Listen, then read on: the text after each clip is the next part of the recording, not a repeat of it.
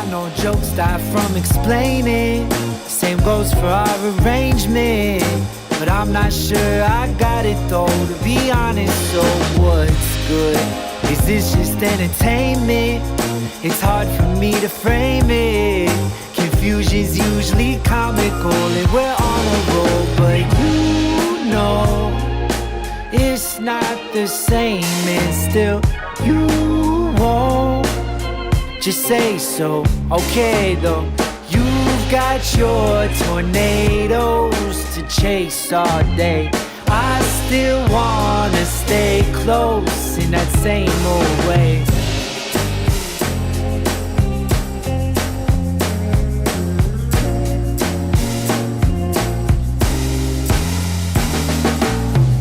The way I am may be inoperable. Gotta talk the whole thing through. I tried out meditation and just sat thinking of you. Can't knock your hustle, but if days were doubled, would I still be waiting?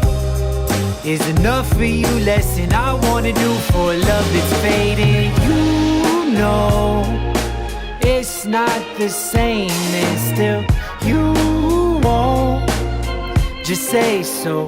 Okay though, you've got your tornadoes to chase all day. I still wanna stay close in that same old way.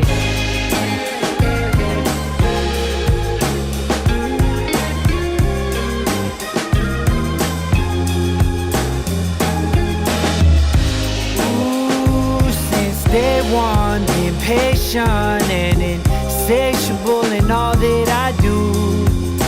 Oh, and I know takes more than being faithful. Might be more than I am able to get out from under now. Does it bum you out? I just wonder how. You know it's not the same, and still you won't just say so. Okay though, you've got your tornadoes to chase all day. I still wanna stay close in the same old way.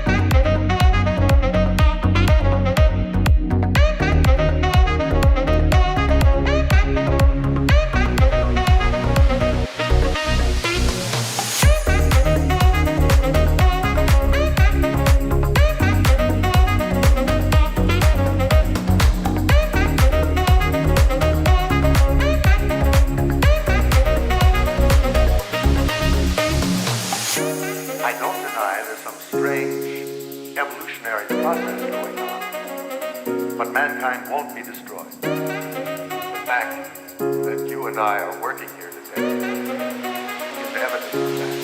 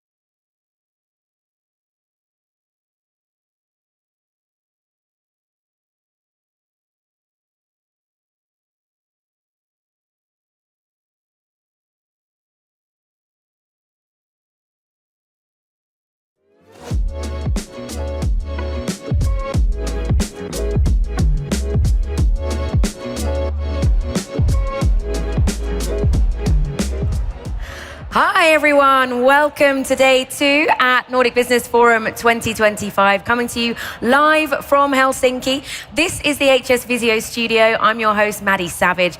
This is brought to you by Finland's largest subscription newspaper, Helsingin Sanomat, and throughout the day, we have another range of fantastic guests lined up for you. Just want to say hi to everyone watching us on the live stream, whether you're at your kitchen table, your co-working space, or the office. Great to have you with us once again. The atmosphere here on the ground in Helsinki is absolutely buzzing. I know people were out networking and having dinners and partying, some of you last night, but everyone's here on time to really learn about growth and moving forward, which is what we're going to be focusing on throughout the day.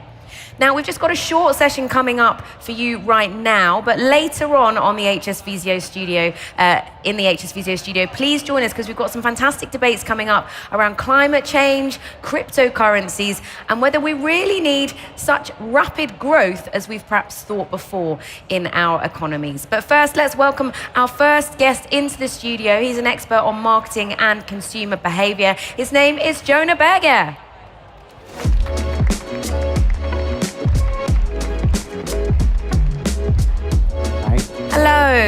Thanks for having me. Have a seat. So, Johnny, you're actually going to be on the main stage a little bit later on in the day. So those of you with access to that or here in Helsinki will get to see you there. So what we're going to focus on a little bit now is AI and marketing. And you have written a fascinating paper recently all about virtual influencers. Yes. And I'd like to start with that. First of all, what exactly is a virtual influencer for anyone who hasn't seen one? So virtual influencers are both, in some ways, amazing that it's technologically possible, and in some ways obvious, based on where the technology has gone. So it's an individual who's not actually a person. So it's basically a computer-generated avatar, if you will. In the past, it's been basically a regular person with a face superimposed on top in an image that posts like a regular person might. So, hey, I ate this for breakfast, I just came back from this event, whatever it might be, and shares with their audience as a regular influencer would. Now, the technology is amazing, right? Yeah. Now we can do video and audio and all these things, even from a person who's not real. It can be generated through LLMs and the like. But what's also interesting is it's an extension of what's already been happening, right? It used to be that word of mouth was mainly from peers. So if we were friends, we were neighbors, you might tell me about a new restaurant, I might learn about it and share. Now we turn to individuals online that we may not know, right? Real people online that we don't know, and an extension of that is, well, what if it isn't even a real person? And so that's definitely an interesting area that's emerging of technology and a way that influence is changing. And is the goal so that people don't know whether that person's a virtual influencer or not? Or is it that people don't really care anymore? I mean, I think this is an interesting question that I've thought about a lot personally. How has influence changed over the years, and how is it changing? Do we trust someone online as much as we trust our best friend as our next door neighbor? I think we don't trust them as much as we trust our best friend or the person who lives next door to us, but they do have information. Just like an ad might have information, just like a celebrity might have information. And so we often look to others, and those others often shape our decision-making. And so it'll be interesting to see how this new area emerges. Yeah, I mean, you say it's a new area, but I actually found some stats from the US that 58% of Americans follow at least one virtual influencer, which was a much higher number than I was anticipating. Yeah. So how do you predict this trend growth? Yeah, I mean, I think what's interesting about it is, why do we follow people online? We follow them online because they have good recommendations, because we like their taste. And so does it matter if it's a real person or not? I'm not sure. I personally don't currently follow any virtual influencers, but I'm just one person. But a lot of young folks do, in part because they like their tastes, they like some of the ideas and things that they're sharing. And so it'll be interesting to see how that area emerges. Absolutely. So what do you think, if there's a lot of brands represented here, a lot of CMOs typically attend Nordic Business Forum, if you haven't got a virtual influencer for your brand, should you be thinking about getting one? Yeah, so I want to be careful. I'm a big fan of interpersonal influence. So I would actually say online is good. Online influence is good. I would focus just as much on offline influence and how to get real people to talk about and share our offerings. So rather than paying someone who's famous necessarily to talk and share, how can we get regular Joes and Janes who might like our product or service to pass it on? And so often it's about giving away free product or samples rather than necessarily paying someone with a large audience. That can be a good way to generate reach, but it doesn't always generate impact. Yeah. We have a few questions coming in, which is great, which I'll get to in just a moment. Please do keep sending them in on the chat platform, by the way. But let's just talk a little bit about some of the issues around virtual influence. You mentioned we may trust a real person more than a virtual influencer, but obviously if you look at the further end of that, we can be concerned about corruption, manipulation, everything that we often talk about when AI comes up. Yeah. So how can we also kind of filter the content that we're receiving and analyze and receive it in that kind of way? I mean, I think the same question could be asked of so-called regular influencers, right? So how do we know that that person wasn't just paid to talk about the offering? And I think consumers are savvy, right? People know that individuals are getting paid to talk about and share offerings, and so they often use the message itself to decide how much to trust it. right? We've, in our other work, for example, find that the language someone uses when they talk about a product or service shapes how much impact their post has. If I say, "Ooh, I love that water," right? Versus, "Oh, the water tastes very good," or "That fabric was so smooth the way it felt." If people use sensory language, it suggests they've actually experienced the offering and increased trust. And so a lot of times people are using signals from information online to decode the post. Should I trust this individual? Should I trust what they're saying? Let me look at the information around to figure it out. Yeah, okay, some really good tips there. Okay, let's take a question from the audience then. You've talked a bit about word of mouth, whether by face-to-face interactions or on social media. This person says, is there scientific proof that word of mouth converts to sales? Yeah, so I don't know who asked that, but very fair question. And when I first wrote Contagious, that was a question I would get a lot. And so there's a whole bunch of citations in Contagious showing this. Lots of work on the causal impact of word of mouth. So a 5-star review online leads to about 20 more of a product being sold.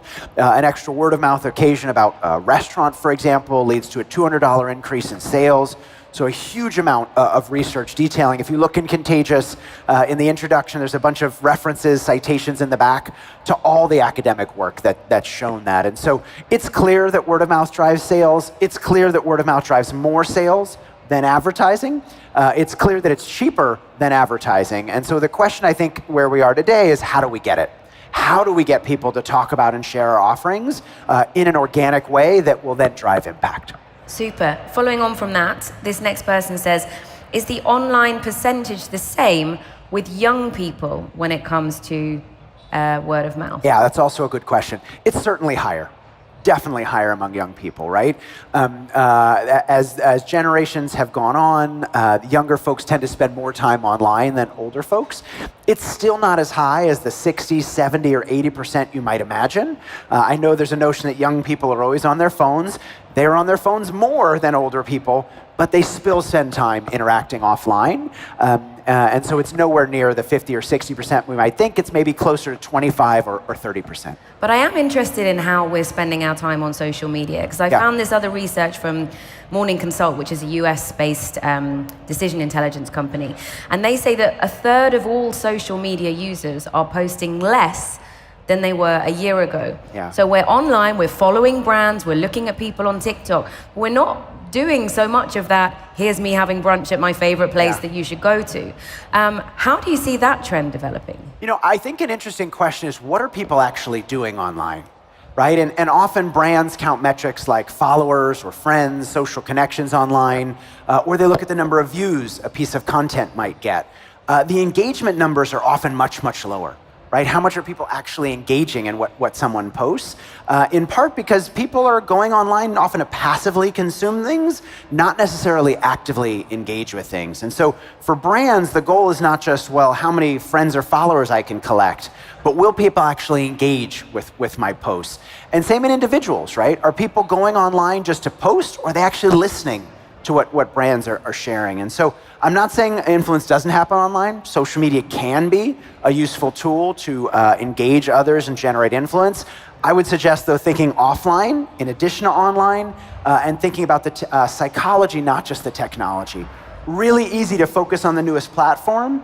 Just as important, if not more important, to think about why people talk and why they share and how to use that to get them to talk about our stuff. And when it comes to individual posting, I mean, some people have even started talking about posting zero. It was Kyle Chayaka who wrote an essay for the New Yorker about this, saying that there might be a moment where we stop sharing our lives online entirely. Is that something that you would also dare to forecast, or do you think we'll still be using it to share tips here and there? I mean, one question to me is, has social media become like television? Right? Is social media the new television? And what do I mean by that? Well, we didn't post things on television. We just sat and passively consumed television. We watched shows or read the newspaper. We don't post things to the newspaper, we read the newspaper.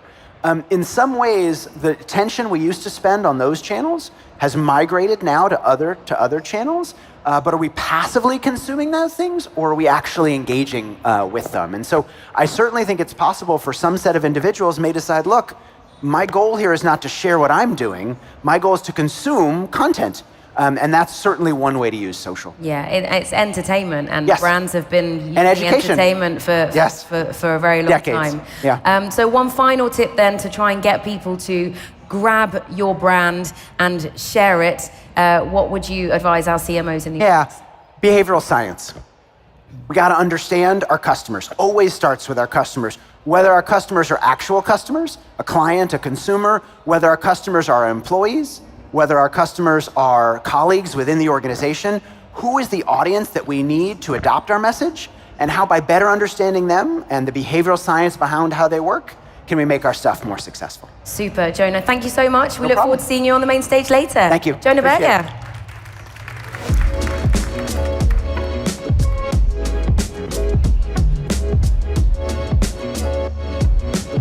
All right, and we'll be back here in the HS Visio studio in a couple of hours' time. We've got some great debates coming up around cryptocurrencies, climate change, and economic growth. So do join us again then. Have a great morning.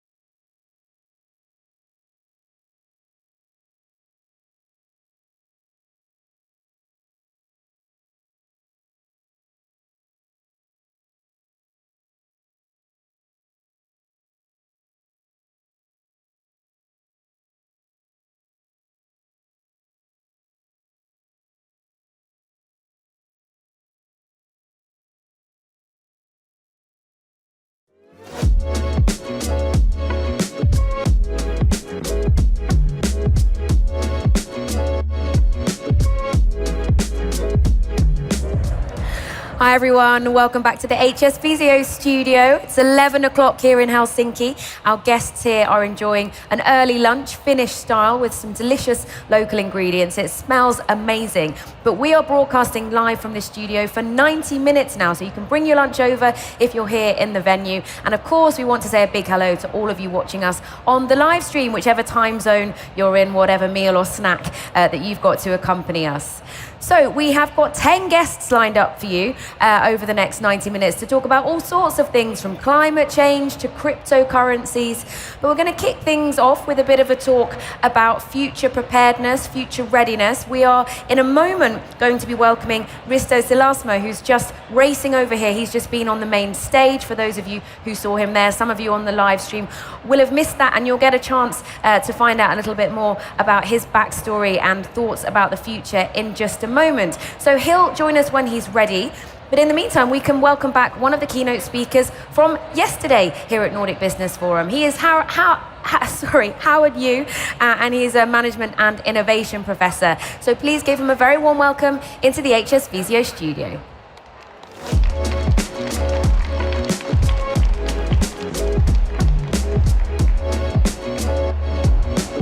Welcome. Thank you.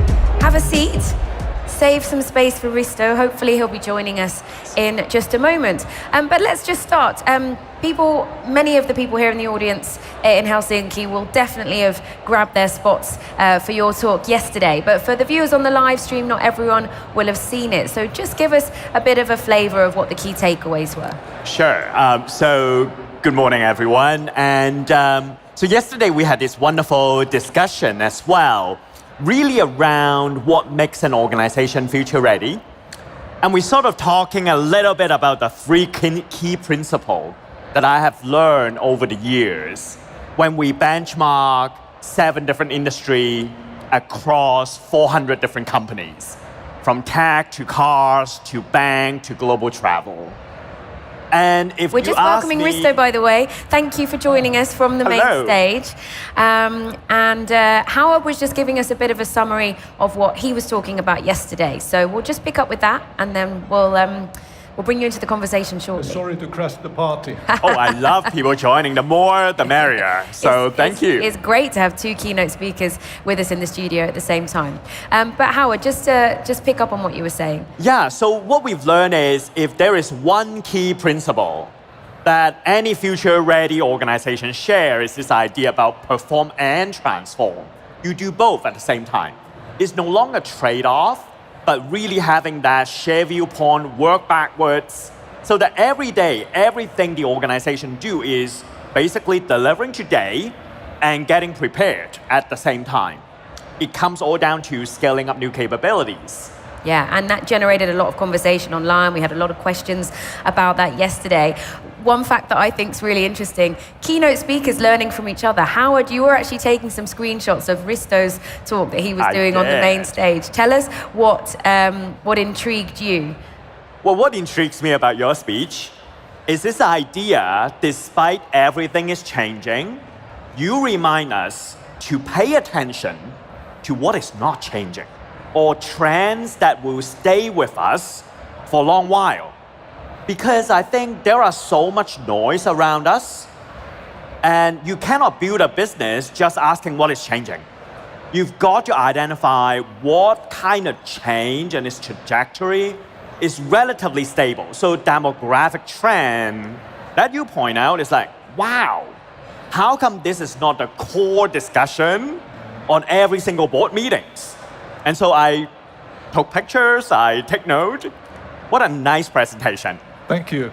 Thank you. Thanks, Risto. Yeah, so again, not all of our viewers on the live stream will have seen your talk, but you shared a lot of your story from kind of being at Nokia to founding security companies here in Sweden, and how you envisage preparing for the future. I want to ask you both a little bit about leadership in terms of preparing for the future, because we all know we're living in very volatile times. What kind of leadership style do you think is most important right now? Let's start with you, Risto. Well, in volatile times, fear is the biggest enemy. People are worried of their own future. They are worried that they are not learning anymore. They won't learn the next technology. And part of fear is that the leadership is isolated. They don't get to hear what people are concerned about. So it's all about culture. I like to say that no news is bad news. Bad news is good news. Why is bad news good news? Because then you learn. If you don't hear the bad news, you know that they are there. You just don't know what they are. People are afraid to come to you. And then you're not able to observe because you don't have data. You don't have access to data. So focusing on the culture, instilling a culture of being able to talk about the real topics. As we say in Finnish, we put the cat on the table. Yeah, And we cat talk on the about table. it. We usually say cards on the table in British English. Howard, would you have a similar perspective, or what do you think the key leadership traits are right now in 2025? It really is interesting, right? Because what Ristos, you describe is, information needs to surface up. And for middle manager, is this idea bad news needs to transfer across laterally. It's going up and horizontally. Because when I'm looking at future-ready organization, not only they would talk about success, not only they would talk about failure, doing really good after-action review, but they would capture that, document them, and make it permission-free to share across. So yesterday, we kind of had a little example about Booking.com on how every experiment, ads, features, campaign, they would locking into a centralized system. And so the success and failure from a senior vice president to a junior engineers, everyone get to see. And I think that is the foundation of a learning organization. And with all the AI, you could even analyze key success or key failure pattern. So I think these are human foundation to create that safe environment to become a learning organization in the age of AI. We are getting some questions in on this, so I'm just going to jump into some of the audience comments. This one says, if you're in a middle or high management role in a traditional company, is there anything you can do to help and become more future ready? Find a new employer, ? I would have said traditional companies are actually quite a good place to be if you're in a legacy brand rather than an unpredictable new industry. But what are your thoughts on that, both of you? Let's start with Risto. Well, finding a new employer is also one way of helping the old employer. If when you leave, you explain why you are leaving, maybe that will help them to develop. But you are definitely doing yourself a favor if you feel suffocated in your current job, in your current company. Go somewhere where you feel that you are learning, you are evolving, you are improving yourself. That makes you much more productive as well, much more successful and motivated. Yeah. Again, it comes back to culture. And if I think about all the entrepreneurs that I meet probably some hundreds of entrepreneurs every year seeking funding. And how do I pick the best ones? If I think of the unicorn founders that I have supported. Of which there are many. I've been very lucky. But the one thing they do differently is that they all exercise this observe, think, act. But they do it very rapidly. And in most traditional companies, if it's done at all, it moves very slowly. But the best entrepreneurs, they have in their DNA of sort of cranking that shaft very, very rapidly. Howard, would you agree? You talk a lot about planning, but Risto's saying there's also a need for being rapid to move on in your own career and develop organizations. Yeah, and I'll put myself in the shoes of that question, right? As a middle manager. One way of thinking about it is, I'm just doing a dead-end job. It's not very motivational. The other way is, okay, the current situation kind of sucky, but I'm going to turn it into a learning field for me to build up a +1. That is your current job. The existing one is your current job, your role, your mastery, whatever. And use the current situation as a way to train your +1 skills. So yesterday we took a look at a junior engineers who work in a factory ground. And just for curiosity, he learned about augmented technologies and used his current dead-end job as a playing ground to master new skill. And I think single skill these days is doomed because of everything expert system by AI. But if you're a lawyer, but you can also talk about consumer psychology and navigate GDPR for campaign, then as a lawyer, as a legal counsel, oh my God, invaluable. And headhunter would line up. So as a middle manager, there still be realms of control. You could make yourself so valuable. So that would be my answer to that question. We've got another question here. What are the signs for identifying if an organization is future ready or not? Risto. You go first. What should it feel like within the company? You know, it feels like this cycle moves rapidly. It feels like you are being both successful and failing at a rapid pace. It feels like it's quite okay to say that, hey, we failed here, let's try it differently. And there's no negativity associated with that. Of course, you see it in the results as well. So the company is going somewhere, there's a clear direction, we are making progress, we are measuring our progress. Many startups have this the right way with absolute focus in one thing. In larger companies, you typically get defocused and your attention gets fragmented and you have so much legacy, you have so much friction. So a good company tries to minimize the friction, tries to improve the focus, it communicates very clearly what is important, what is not important. I just want to touch on that in the context of startups. Nokia and then sort of after Nokia has been very much credited with helping to boost the startup system here in Helsinki because a lot of talented people have gone on to found startups, some of which you've invested in. I'm wondering how many Nokonians there are in the security companies you're working with now and what they bring to the business.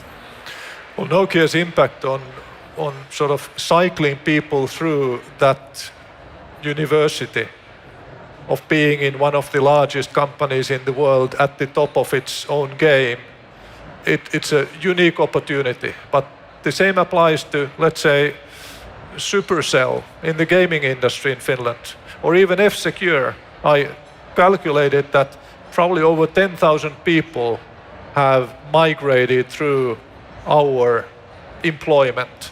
And they have learned about data security, about cybersecurity, and many of them have founded new companies. And I have invested in some of them. And that's one function for any company, and we need to be proud of it. We are proud of the people who work for us for 35 years, but I'm equally proud of people who work only for 5 years and then they go and set up their own business.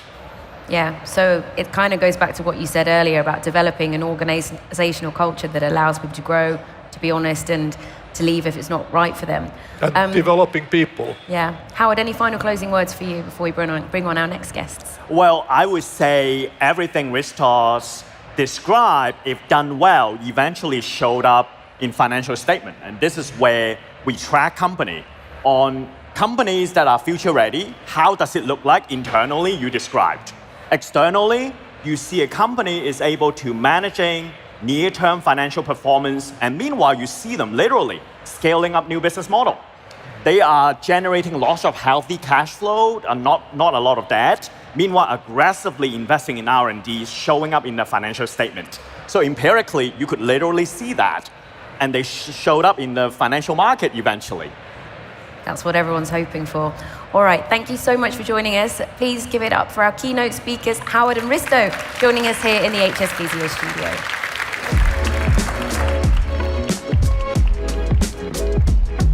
Thank you so much for your time, both of you. All right.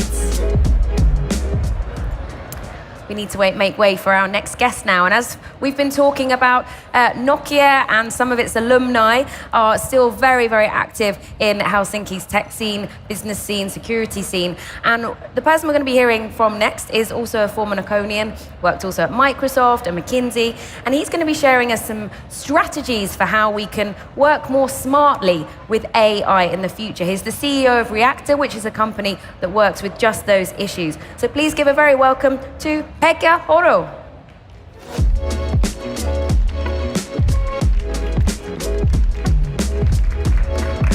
Hello, Pekka.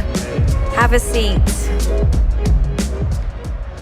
All right, so I picked up briefly on what Reactor does as a business, but just give us the quick sales pitch. Tell us what you do.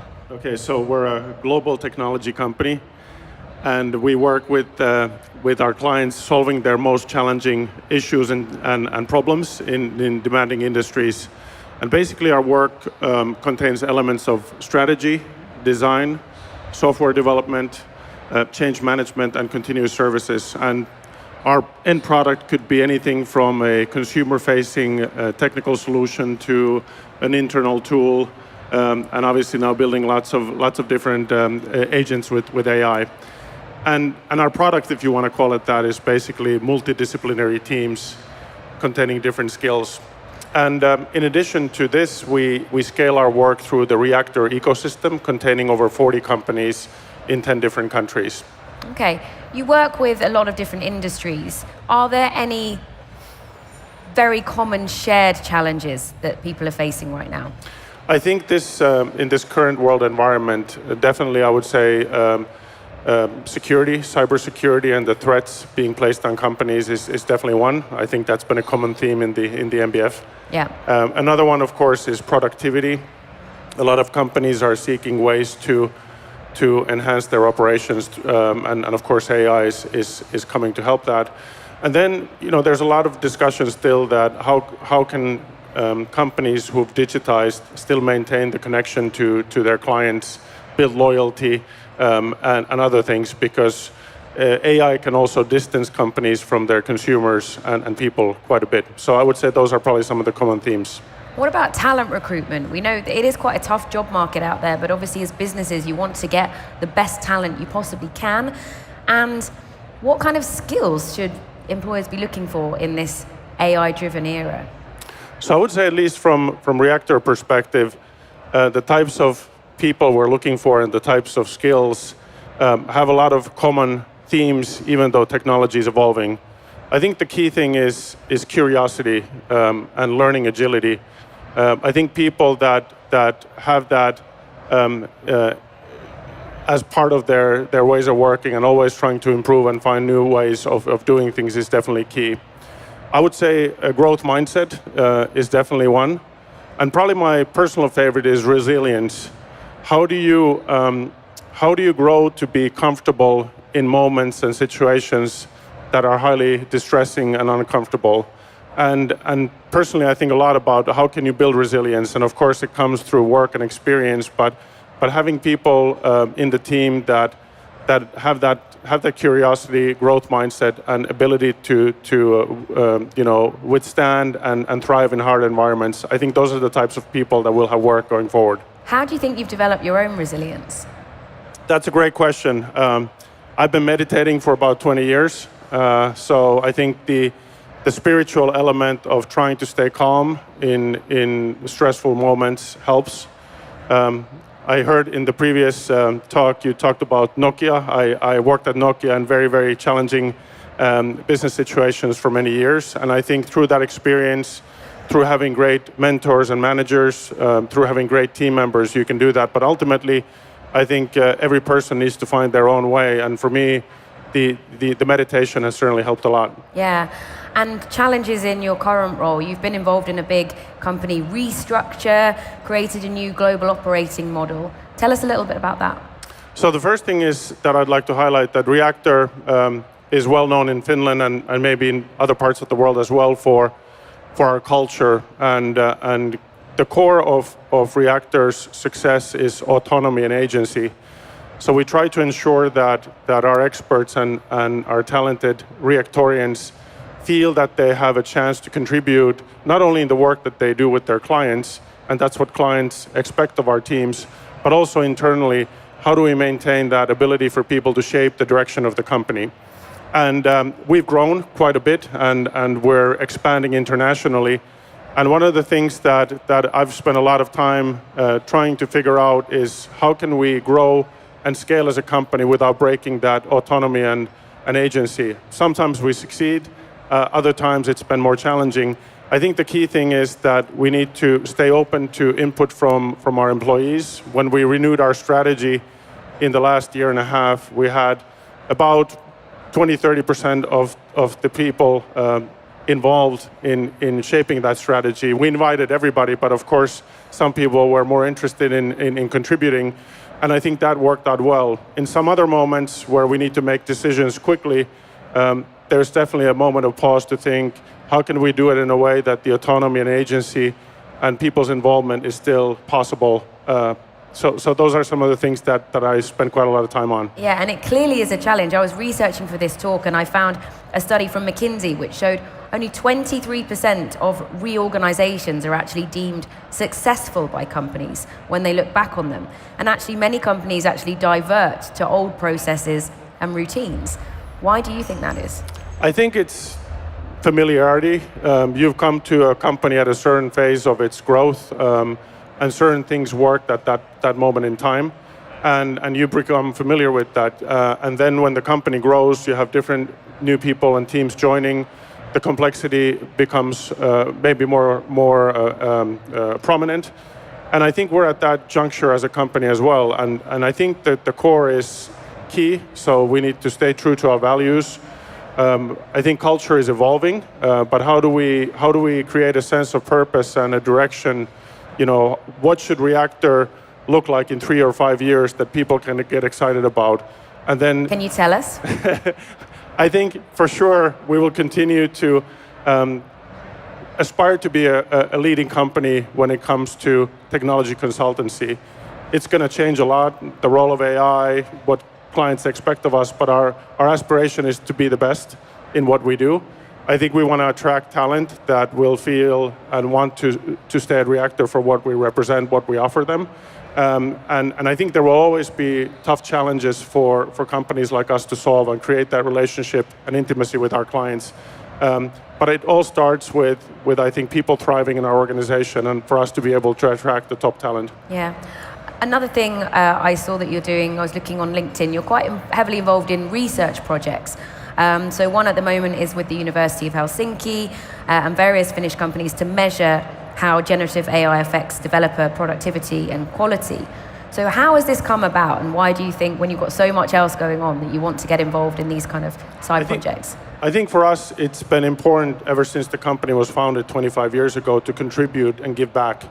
Whether it's the elements of AI training that we offered many, many years ago before AI became so popular, or just this spring, we published the Interactive Design Academy Handbook, which basically shares all the learning we've learned over the years on designing interactive systems, or now the partnership with the Helsinki University of Technology and many companies. It's always to try to be at the forefront of innovation and understand how we can best contribute. We also work with companies that are really pushing the boundaries within their own industries.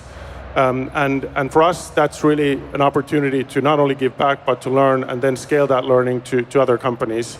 And the collaboration with the Helsinki University hopefully sheds some light of what can AI actually do. There's a lot of hype around it, but what are the elements in concrete terms that really contribute to the daily work when it comes to software development, and where do we see the pitfalls and what are the benefits? Super. Before we wrap up, I just want to ask you a little bit about networking, because we know that's what a lot of people are physically here to do. Those of you watching on the live stream, you can also connect with other participants there as well. We have a couple of different areas here at Nordic Business Forum. There's an area for extreme extroverts, and there's the introverts corner. Where are we most likely to find you? I would say I would probably be mostly in the extrovert section, but I'm also somebody who gets energy from spending time in the forest, meditating and finding peace and calm. But I would say probably in an event like this, I would be in the extroverts section. So what are your top tips for other extroverts or introverts looking to make new connections? We've got a couple more breaks to go, a few more hours before the day wraps up. What can they do best? Well, for me, I think being genuine is the first thing. Whether you're an introvert or extrovert, I think people will feel your energy. So be true to yourself, be your genuine self, and I'm sure you'll find many like-minded, great connections here in the NBF. Thank you so much for joining us, Pekko. I'm quite inspired to try meditating after enjoying your calm energy, but also exuding the leadership and success of your business. And you don't need to go to a forest or a meditation room. You can just take deep breaths during the day and focus on your breathing, and that will already help a lot. Super. Thanks very much for joining us here in the Thank HS you. Visio studio.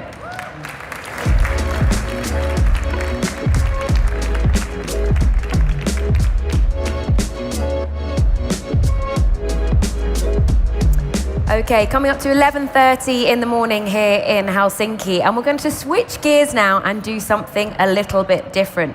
We are going to have a debate, and it's something that I want as many of you as possible to get involved with, whether you're online or here with us in the room, because we're going to be talking about cryptocurrencies and their future. Are they here to stay? How might we be using them in 5-10 years' time?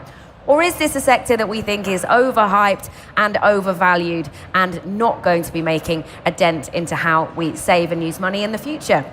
So to join us to debate this, two very different sides that they are on, we have Martin Vikman, who's the chairperson of the Finnish Cryptocurrency Association based here in Helsinki. He is a strong crypto believer. And joining him is Alex Afhörlin, who is a finance reporter from the Finnish newspaper Helsingin Sanomat, which is also behind the studio where we're broadcasting live from throughout Nordic Business Forum. So please give them a very warm welcome into the studio now. Hello. Hi. Hi, Alex. Hi. Hi there. Nice to meet you. Take a seat, both of you. So, just a reminder that you can send in questions if you want to contribute to the debate. But I'm going to start with a live poll because we want to get a temperature, really, or take the temperature on how many of you are already investing in cryptocurrencies. So the question is simple. I'm hoping we can put the poll up on the screen now. And the poll is, have you ever invested in a cryptocurrency? Yes or no? And we'll see the results of that. We're seeing them already now in live time. So let's just wait a few minutes to see. It looks like the majority of participants have not ever invested in a cryptocurrency. But some have, almost a third have. Do those results surprise you? Let's start with you, Alex. I'm happy that there are so much no answers over there. Okay, and what do you think? No, it's not really surprising. It's pretty much aligned with the recent studies done about how many people own cryptos. So there's approximately a little over 500,000 people in Finland currently that own cryptocurrencies. And yeah, this is very much aligned with that. So. Okay, well that poll also included some of our global viewers as well. But let's just take a couple of steps back. Excuse me. Most people will know about Bitcoin. But Alex, just explain to us first of all, what exactly is a cryptocurrency and which other ones are there out there? Well, I guess I'm kind of a skeptic here. My point on crypto is it's kind of a they've reinvented the casino. There is nothing that much new or technological breakthrough there. They just they packaged the casino gambling theme on blockchain, which is the cool new word over here. Okay, Martin, Yeah. give us the other perspective. What is a cryptocurrency and why do you think they are, well, why do you have a different view to Alex? Well, obviously, I'm going to have the different point of view here. So the underlying technology, the blockchain, it actually does solve a crucial problem, which is the double spend problem. So when we're transacting over the internet, if you're transferring a picture or a file or something like this, it's not an issue if there remains a copy on my side when I send it to you. But if we were to transfer value over the internet, then of course I cannot have the 20 euros that I just sent you.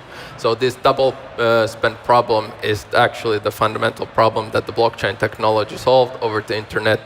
And the second part is, of course, the decentralized ledger. So there is no single party that can make changes to the state of the blockchain. And therefore, we have a decentralized ecosystem where we can facilitate transfer of value. Alex is shaking his head there, and I can tell that you want to butt in, but I just want to make sure we've all understood the process before we dig into the other side of the story. So if I've invested in a cryptocurrency, How do I then access those funds? Because I think a lot of people think, well, it's this kind of mystical thing that's locked away. Can I get it out? How do I use it? Yeah, you have applications very similar to your banking apps that you have on your mobile phone. So yeah, the infrastructure is there. Easy to access, easy to use. Okay, so Martin thinks there's a lot of benefits. What are the potential downsides? Downsides? Whoa, we have only 15 minutes here, so. But, well, if you have money and you want to put gamble on your money, I don't care. Like, just put it on crypto then. But what I have a problem with is this marketing hype, and it contradicts with the actual, like, reality. Like, we don't actually need blockchain for pretty much anything. It doesn't solve my problems. I have, like, AI solves my problems, and then energy transition solves my problems, but blockchain really doesn't solve any of my life's problems. Of course, if you want to gamble, go ahead and put your money on crypto. Yep. Well, if we take Bitcoin, the largest cryptocurrency, as an example, it's the only provably scarce asset in the world. So this is a potential hedge against the monetary policy that the central banks globally are currently exercising. And the second part would be then all these other protocols that through smart contracts can facilitate the programmable money. The most obvious product market fit here would be stablecoins. So basically disrupting global remittance business. Tether alone has became the most valuable private company, I think it was yesterday or the day before.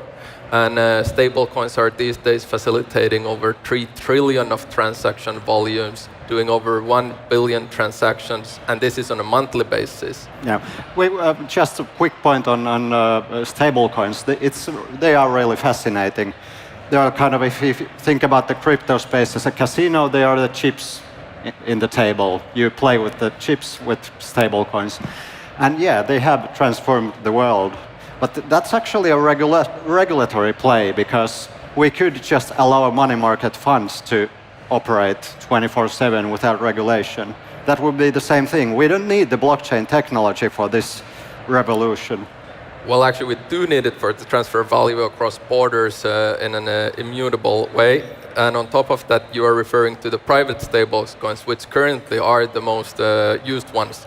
But there are also decentralized stablecoins and algorithmic stablecoins, which is still something that hasn't fully been cracked. So it's a problem still to be solved. But yeah, I think the more we have these type of coins, the better the future will be. I just want to bring in some stats. You talked about stable coins. Obviously, Bitcoin is the most well-known cryptocurrency. And you talked about solving problems.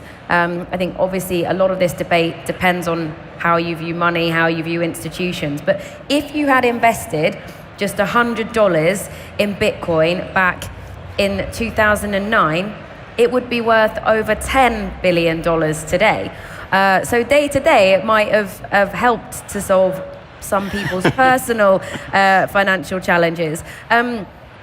Given Bitcoin's rise, do you think it's too late to invest, Martin, if you do want to go down that road? No, I think it's a new emerging asset class, not Bitcoin alone, but the whole crypto ecosystem in general. And I think it's a technological trend that will play out in the next decade or two. So it's still very much the early days. Back in the days when I initially started, I thought I was late to the game. But actually, we're still solving some technical challenges on the infrastructure level. The stable coins are only now becoming widely used in this cross-border payments. So I think it's going to be another decade or two until we actually see how this technological disruption materializes. A question from the audience, and I was thinking this as well. I mean, Alex, you used the word gambling, and this question says, how is crypto any different than the share market? Which is also gambling in a way. But this person says, with shares, at least you can follow the business trends and company success to help make your decisions. Yeah, excellent question. And like the stock market is, in the movie Wolf of Wall Street, they say that stock market and financial markets are fugazi, like they are just feelings and momentum and so that sort of stuff. Yeah, that's true. Like half of stock market is, I would say, not based on fundamentals, but still in stock market there are actual companies beneath. the shares.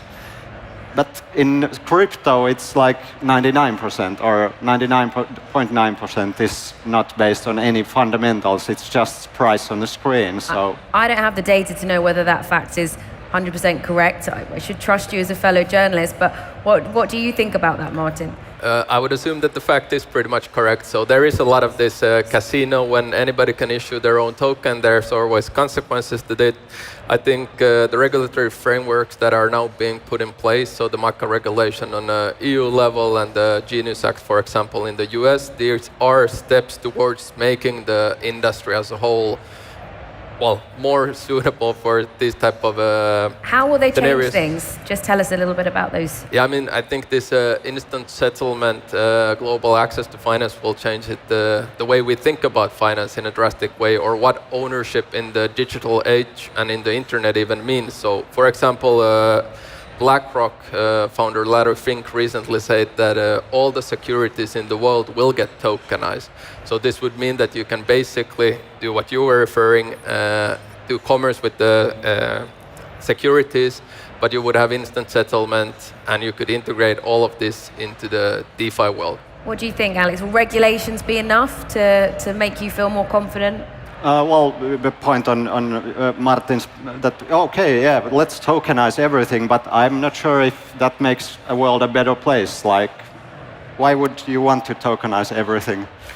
Well, the benefit would be that instant settlement, basically free transactions, and the money, or in this case, the transfer value becomes borderless. Yeah. And on top of that, you can cut out the middlemen. So you don't have any counterparty risk when you are transacting on a protocol versus having. But everybody is always talking in crypto that there is no middleman. But you, as a crypto exchange, you are a middleman. We are a service provider, correct? But anybody who buys crypto on our platform can withdraw it and hold their own crypto in their own wallet. All right.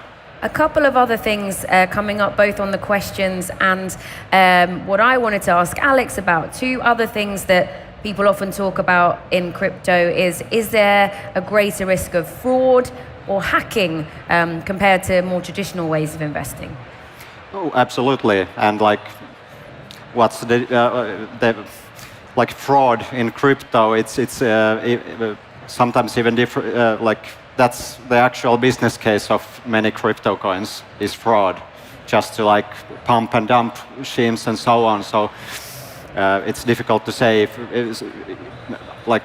it's so evident, like everyone can see it, that it's full of pump and dump stuff. So is it even a crime when everything is so self-evident? Yeah, definitely there's still some fraud. It is similar to the internet. It's a new technological trend it is still in its early days, so expecting things to happen. But it's sort of when you get this, it's fraud. There's a lot of criminal transfer value. It's a little bit an oxymoronic argument because you're doing it on a public ledger that is immutable. So any transaction history done on the blockchain, you can always revert back and see what has happened.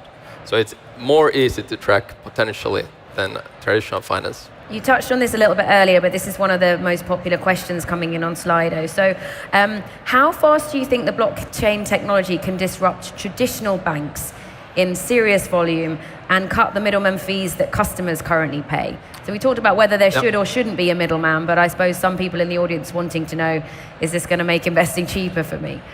Well, it has already done that in terms of remittance business. So global cross-border payments, very much happening already these days on stable coins. When do we get to the part where, let's say, for example, all the securities gets tokenized and that comes into the sort of blockchain rails? I think that's going to take a few years at least. And now when we have the regulatory framework in place, that does put some guidelines in terms of how the industry should move forward. But on the other hand, it's going to hinder innovation a bit, for sure. And given all of those things, Martin, do you genuinely then visualize that if we're here in, 5-10 years time, it will be more mainstream, that poll we had at the beginning might be flipped, where 70% have invested and 30% haven't? Well, based on the recent study from the Nordic Blockchain Association, the expectation is that 41% of the Finnish population will own crypto by mid next decade. Me personally, I don't think it will only disrupt our idea of what money and transfer of value over the internet means, and not only finance. I think it's going to completely change the way we think about the whole internet, and it's going to not disrupt only the financial industry, but everything from gaming to social media and everything else. So, yeah. Alex, it's clearly a scenario that you don't want to happen, but do you think it's realistic that we're moving in that direction? It's possible. As I said, it's a regulatory play. Like Trump administration wants to be everything on blockchain, and that's how things are rolling right now.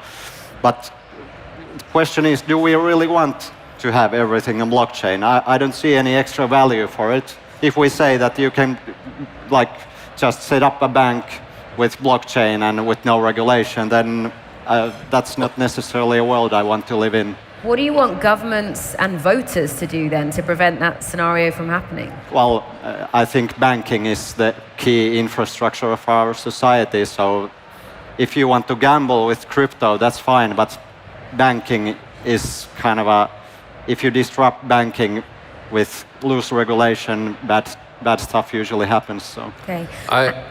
One quick comment, I would argue that it can be done better through this new technology, but just to highlight one point when you said in terms of referencing the US, with the Genius Act, when they're enabling, where Europe is going with the central bank digital currency, with the Genius Act, they basically created a legal framework for private companies to issue this digital form of a synthetic dollar, and actually Tether, the largest stablecoin company, it's the 5th largest buyer of government bonds in the US.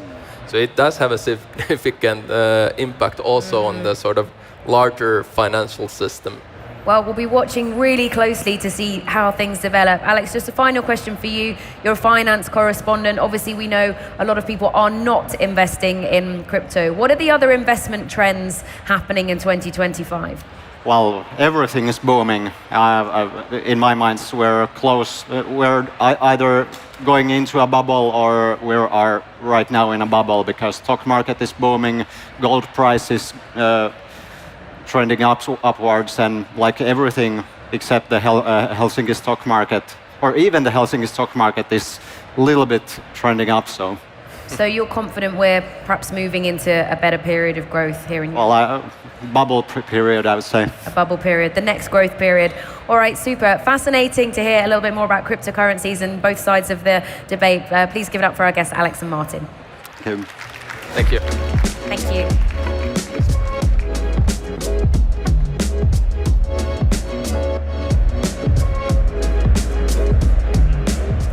We have another debate coming your way now here in the HS Visio studio, and this time we're going to be talking about growth and whether we need more of it, whether we should even have it. Now, growth has been the central goal of business essentially since businesses began, and it probably affects your business strategy, your investments at work and personally, even your salaries and bonuses.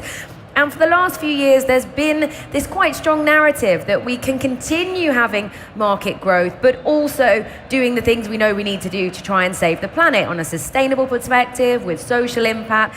But now there are starting to be a lot more voices questioning that and wondering whether actually growth is causing some of these problems and we need to switch lanes and try something else. One of those people is Riina Bhatia. She's a sustainable futures researcher at VTT, which is the Technical Research Centre of Finland. And with a very different viewpoint, we can welcome Aki Kanglasharu, who's Managing Director of the Institute of Economic Research. So please give them a warm welcome to the HS Visio studio for our next debate.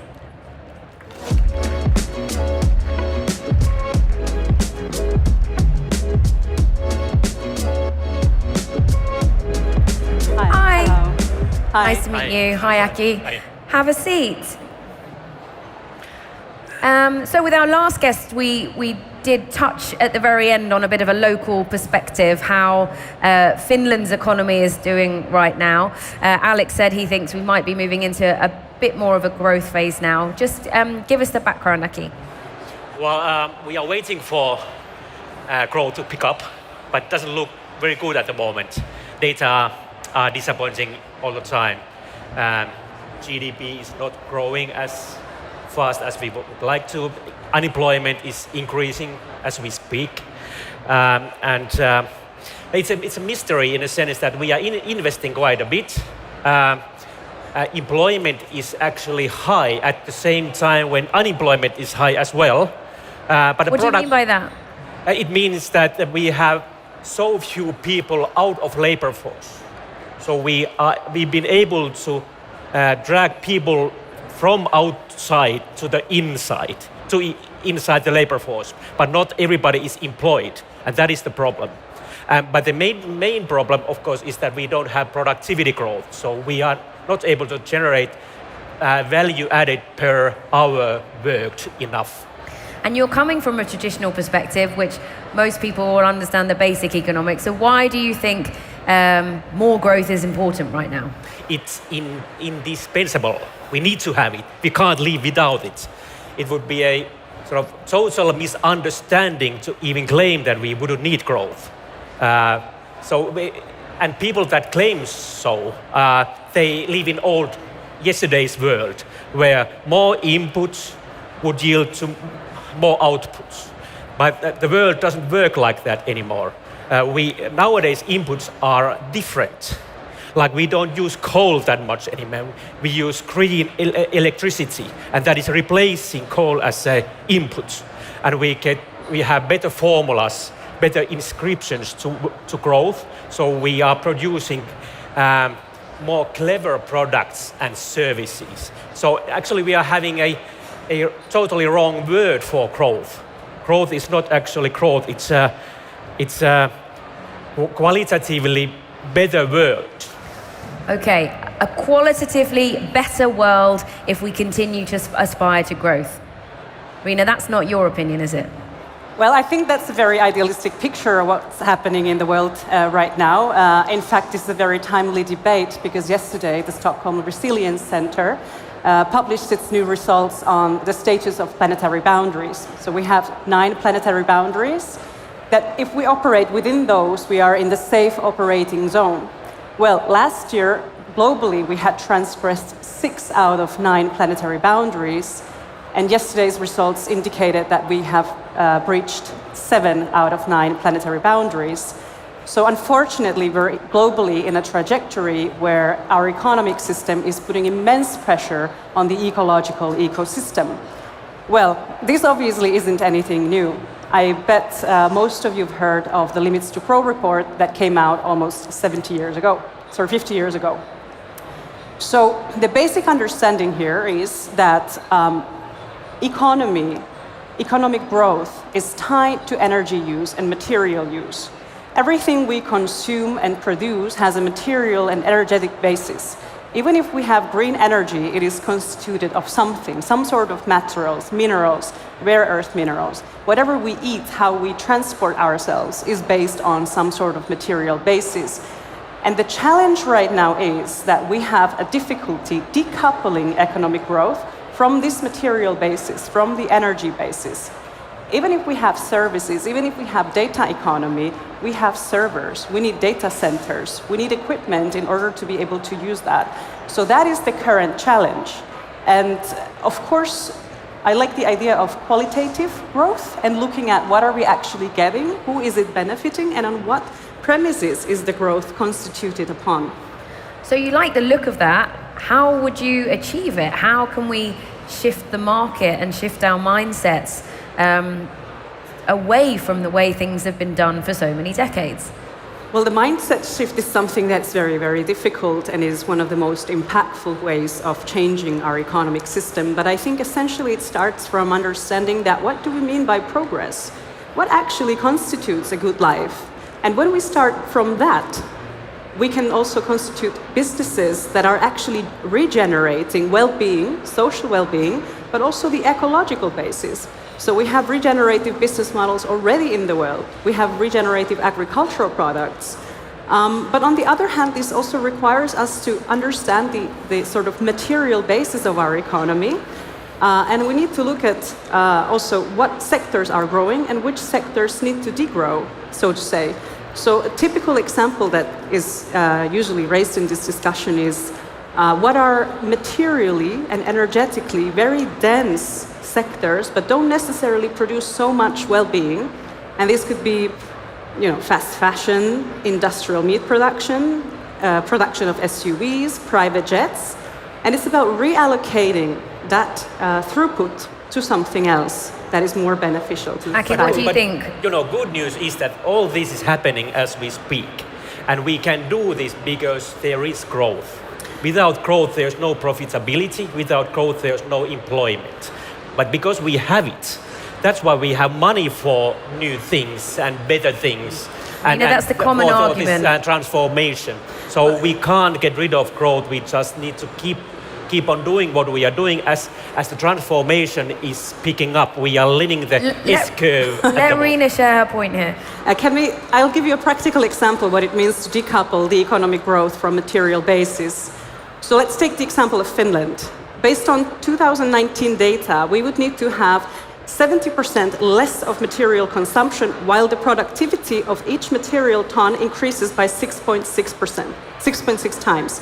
So I'm not saying it's impossible to decouple this, but it is extremely difficult, and we need to think of descaling some of those unusual and unsustainable practices that we have currently. And we can do that. How do you bridge that tradition, though? Because how do you bridge that transition? Sorry, because Aki said, the growth, the market, the jobs, and if a lot of these industries close down or shrink, then there's a social impact of potentially more people unemployed, more people needing to find new employment. Yeah, that's absolutely a very crucial, important question. And actually, funnily enough, we got the numbers of Finnish unemployment on Monday. And while we are trying to reach growth politics, or growth, we're actually having the record number of unemployment, which is comparable to the recession or economic depression of the 1990s. So the degrowth is about just and equitable descaling and controlled descaling. So it opposes to a recession or economic depression in the sense that we need to have collaboration with different types of industries, with different levels of governance to reallocate labor force from those sectors that are ecologically very harmful to something that's more beneficial. So let's say renewable energy, public infrastructure, that sort of stuff.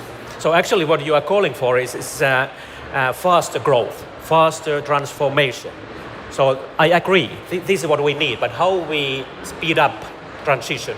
We speed up transition by giving more incentives for business owners, for entrepreneurs, for all the workers, so that we could be able to transform economy. What sorts of incentives do you mean, like tax cuts? That's something that's being considered by the Finnish government right now? The taxation in Finland is one of the highest in the whole world. We need to lower it. Would you agree with that?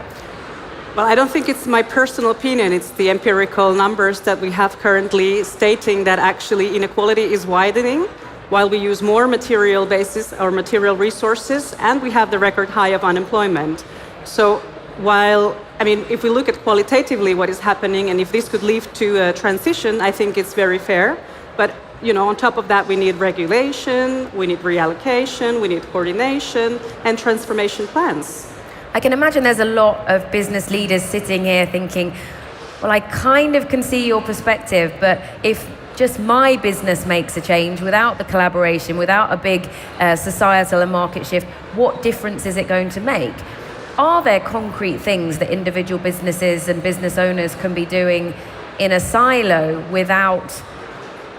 before sort of transformational change catches up, if it does? Yeah, we know that, business leaders who are actually already enacting regenerative business models, it's hard to operate in a very competitive landscape if you don't have an ecosystem that sort of supports you. So obviously we need business ecosystems that can grow within the planetary boundaries, and that we have innovation that is actually scalable. And the challenge is that if our regulatory sort of framework isn't supporting that, then obviously these businesses that are, examples of what business in the 2030s would look like need some sort of institutional support as well. Well, we need more information, we need more collaboration, we need these type of events where we meet people from different companies, from different industries. This is what we need. We are living here up north in the corner of the world. We need to get to become more international, to be and I able to suppose, transform ourselves. I mean, that's the other thing to bring into the global side of the debate. Even if companies in the Nordics, where there has for a long time been a better focus, at least on sustainability and social impact than other parts of the world, even if people here are making those changes, we're seeing other big polluters, China, India, the US, continuing to go on a very heavy market-led strategy and not focusing on these issues. There are regions in the world that obviously need growth. I'm not denying that growth hasn't led into also, well-being, but we know, for example, that in the Nordics, further growth hasn't led into increase of social well-being since the 1970s. India and China especially, is also enrolling heavily on renewable energies. So obviously we need to look at that also. Are there cultural factors as well? You mentioned social inequality, and something that's often come up in debates around that is, social media influencers, the sort of, striving for more and more and more, and an individualistic culture as well, where people aren't thinking about the sort of state welfare model that built this region 40, 50 years ago. Yeah, I mean, if we're not taking care of each other, if we're not taking care of the environment, what's the point of all of it? How would you react to that? Well, there are cultural differences, of course. Some cultures are more, they work more than others. In Finland, we are very careful about equality and inequality issues. And that, of course, affects our policies and economic policy as a whole. We try to keep everybody on board, and that is a good thing. But I think in some respect we've gone too far, because if you try to heavily keep everybody in, you need to tax so heavily that you disincentivize other people, and you need to find a better balance in Finland in order to speed up growth of the whole economy. Is that fair to say? Well, like I said, I think progress and well-being are very qualitative things, and the material wealth can get us so far. We need education, we need belongingness, we need the ability to fulfill your dreams and yourself. This obviously needs healthcare, it needs education, it needs good public infrastructure. And these are the things that make life worth living. So I think that's the bottom line. That was the whole idea behind growth in the 1950s, in the post-war era, and we reached most of that in the 1970s. And since that, we haven't seen the qualitative growth. In fact, we have seen, and let me come back to the planetary boundaries, a trajectory which is undermining future generations' ability to fulfill a good life. Okay, we do need things to wrap up now, but very good to have two different perspectives here, and both of you clearly agreeing that there needs to be more collaboration, more discussion, and more openness around some of these issues. So thanks very much for joining us here in the HS Visio studio, both of you. Thank you. Thank you very much.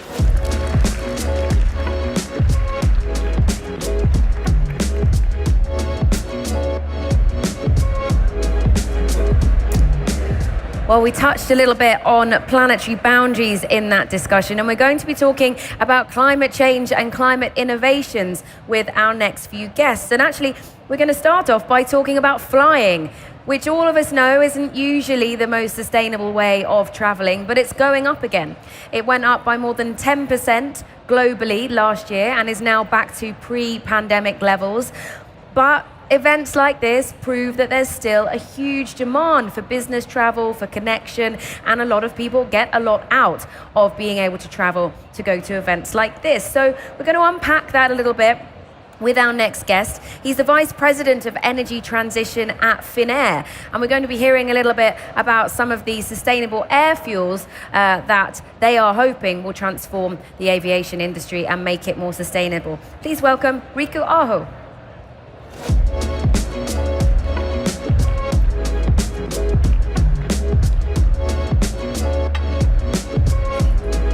Thank you for joining us. Take a seat. So I always like to start with the basics. You're working with sustainable air fuels. That can sound like a contradiction. What exactly are they? Okay, so sustainability for aviation. Let's begin with who we are. So Finnair, we are the fifth oldest operating airline in the world. We celebrated our 100 years of existence 2 years ago.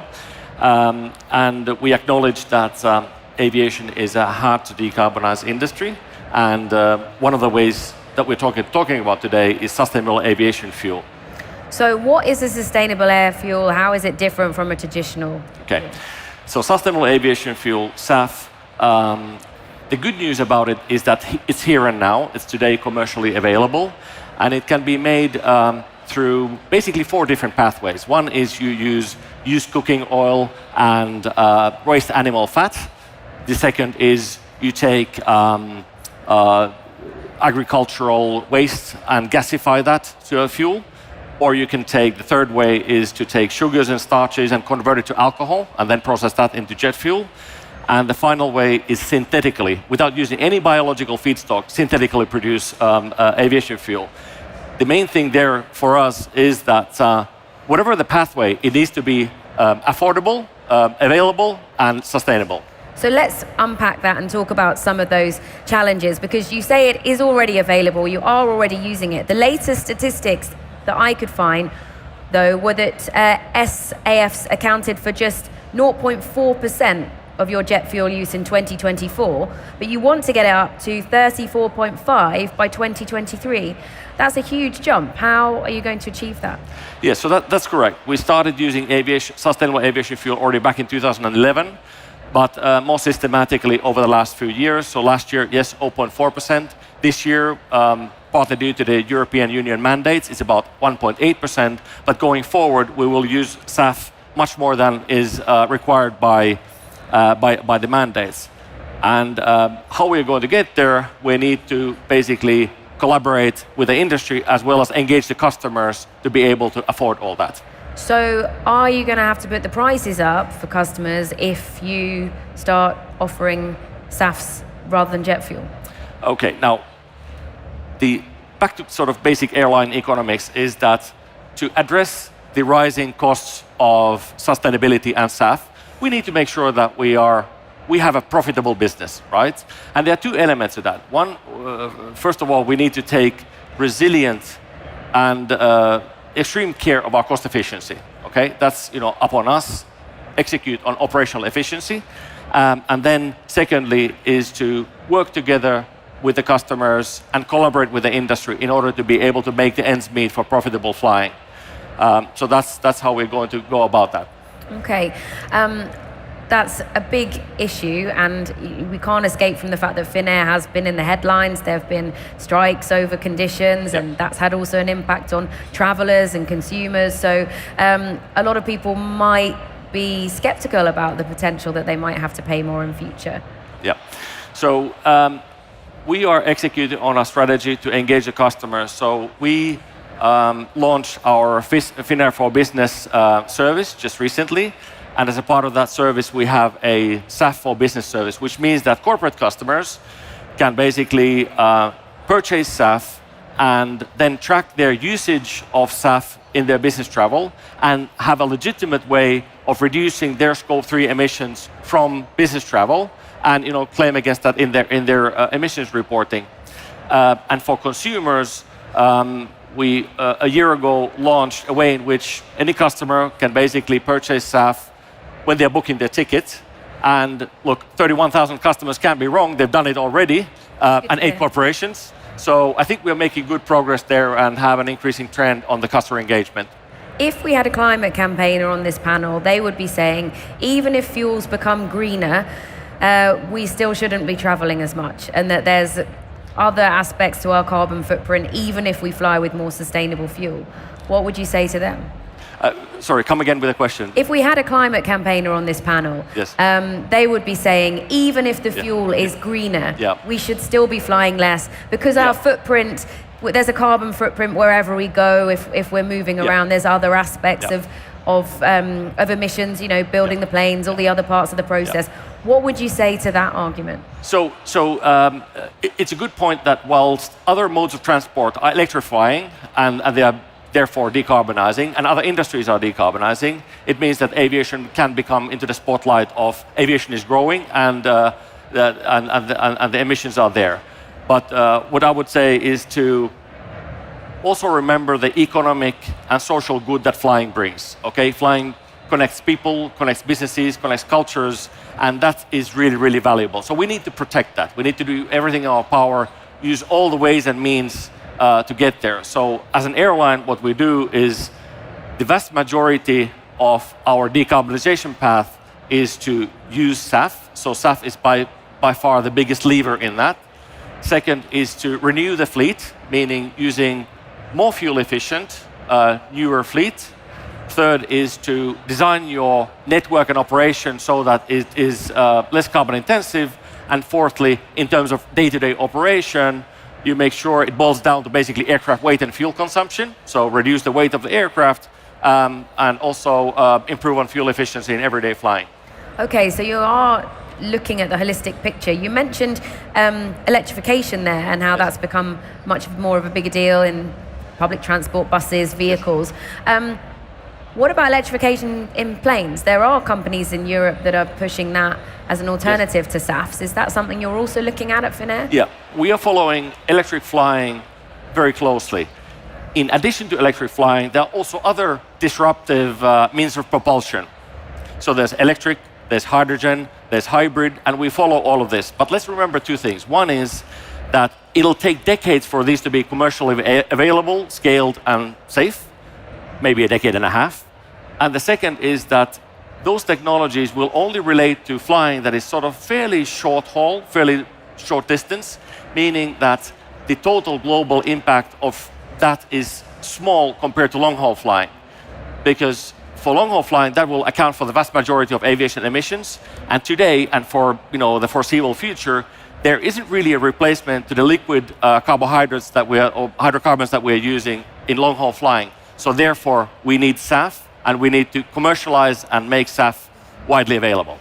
How much collaboration is there within the airline industry, and particularly within Europe? Because it seems like if everybody knows that this is the answer, why is there not more collaboration to kind of speed things forward, to find ways to make it more cost efficient for everyone? There is collaboration. Maybe it's behind the scenes, but it's happening, and it's a must. Because collaboration is the only way to find the least path of resistance in onboarding this new energy. So for example, a renewable energy supplier could be speaking now very closely with a pulp and paper producer. And why? Green electricity combined with the carbon dioxide, biogenic carbon dioxide that comes from pulp and paper, can be combined to produce new fuels. So these kind of new alliances are being formed. We collaborate, for example, with Neste on biogenic, the world's largest SAF manufacturer to date. Neste, my sustainable aviation fuel, is 100% made from renewable raw materials such as used cooking oil and waste animal fat. And that fuel reduces greenhouse gas emissions 80% over the life cycle of the fuel. 80%? So 80%, and that's significant. Okay, today you cannot use 100% SAF, it needs to be blended with kerosene, 50%. But still it's significant. On the synthetic fuel side, we are collaborating with a Finnish startup company called Liquid Sun, who are together with us demonstrating production of synthetic fuels in Finland. So that's Finland's first.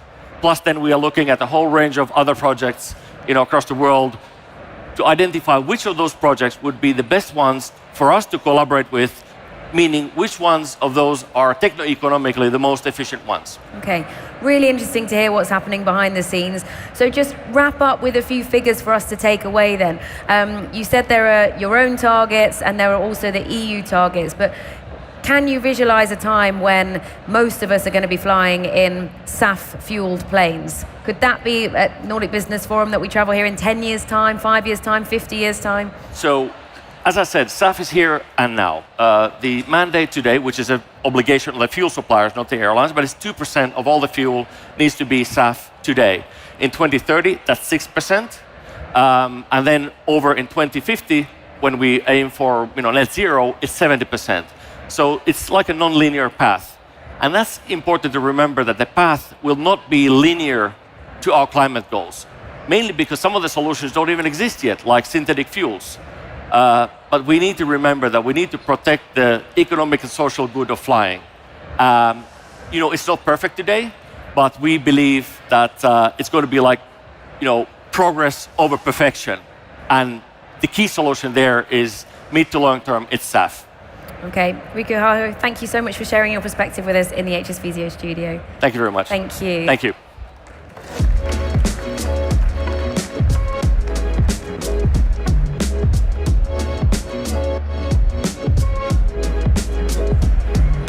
Well, we will be picking up on some of those comments with our next guests to see what they think of sustainable air fuels and some of the other innovations around climate change and climate tackling the climate crisis.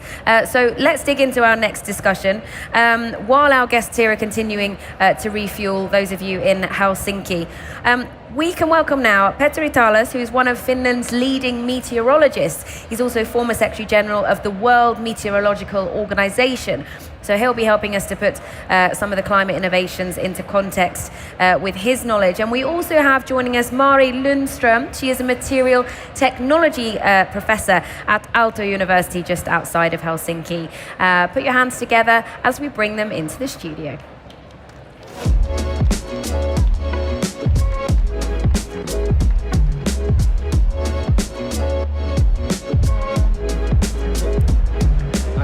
Hello, good to see you here in Helsinki. Hi there. Nice to meet you. Take a seat. I don't know how much you managed to catch of that discussion, but Finnair very much promising that sustainable aviation fuels are a part of the future. In the wider picture of climate change, do either of you have a viewpoint there on how much they can really make an impact, given the planetary boundary challenges we're facing? I think that we need very wide range of means to be successful in climate mitigation, and these renewable fuels is one component, renewable energy, electric vehicles, our diet and so forth. We need a set of solutions to be successful in climate mitigation. Mari? And I think when we look at the big picture, so when we produce clean energy, that would be best to use directly, if possible, to electrified processes.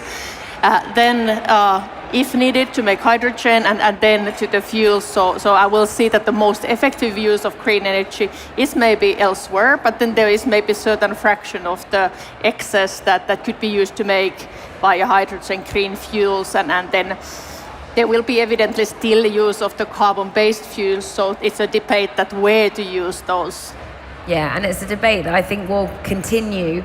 But interesting to hear your perspectives about them perhaps not becoming completely mainstream yet and needing other solutions as well.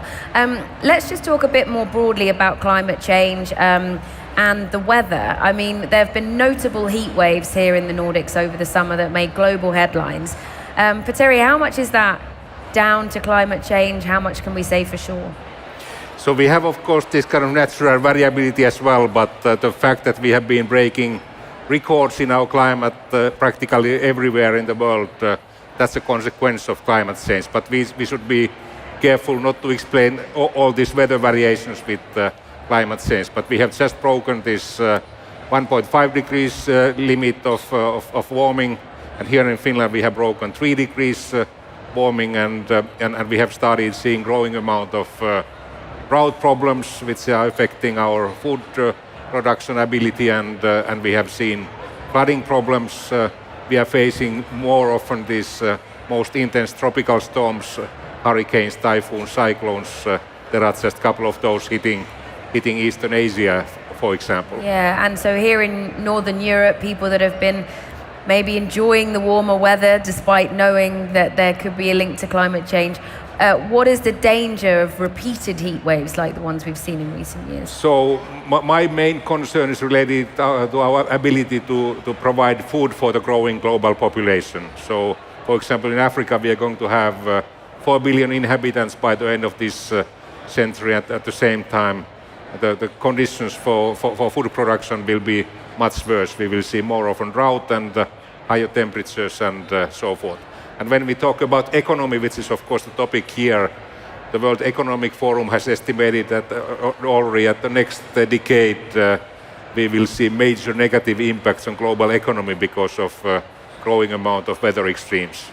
It's a very complex issue. Mari, you're here to tell us about some of the developments in new materials which are hopefully going to help tackle climate change by being implemented in different industries in the economy. Can you first tell us which industries are most at risk because of materials running out?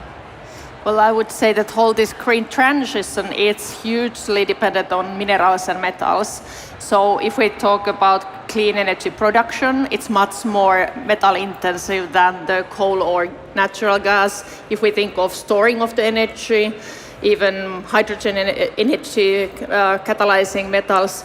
So whole this transition is deeply dependent on rare earth metals, for example, permanent magnets, wind energy, electric vehicles, and not to talk about the copper, because whole this electrification is so copper intensive that one of these most common metals actually has become now most critical.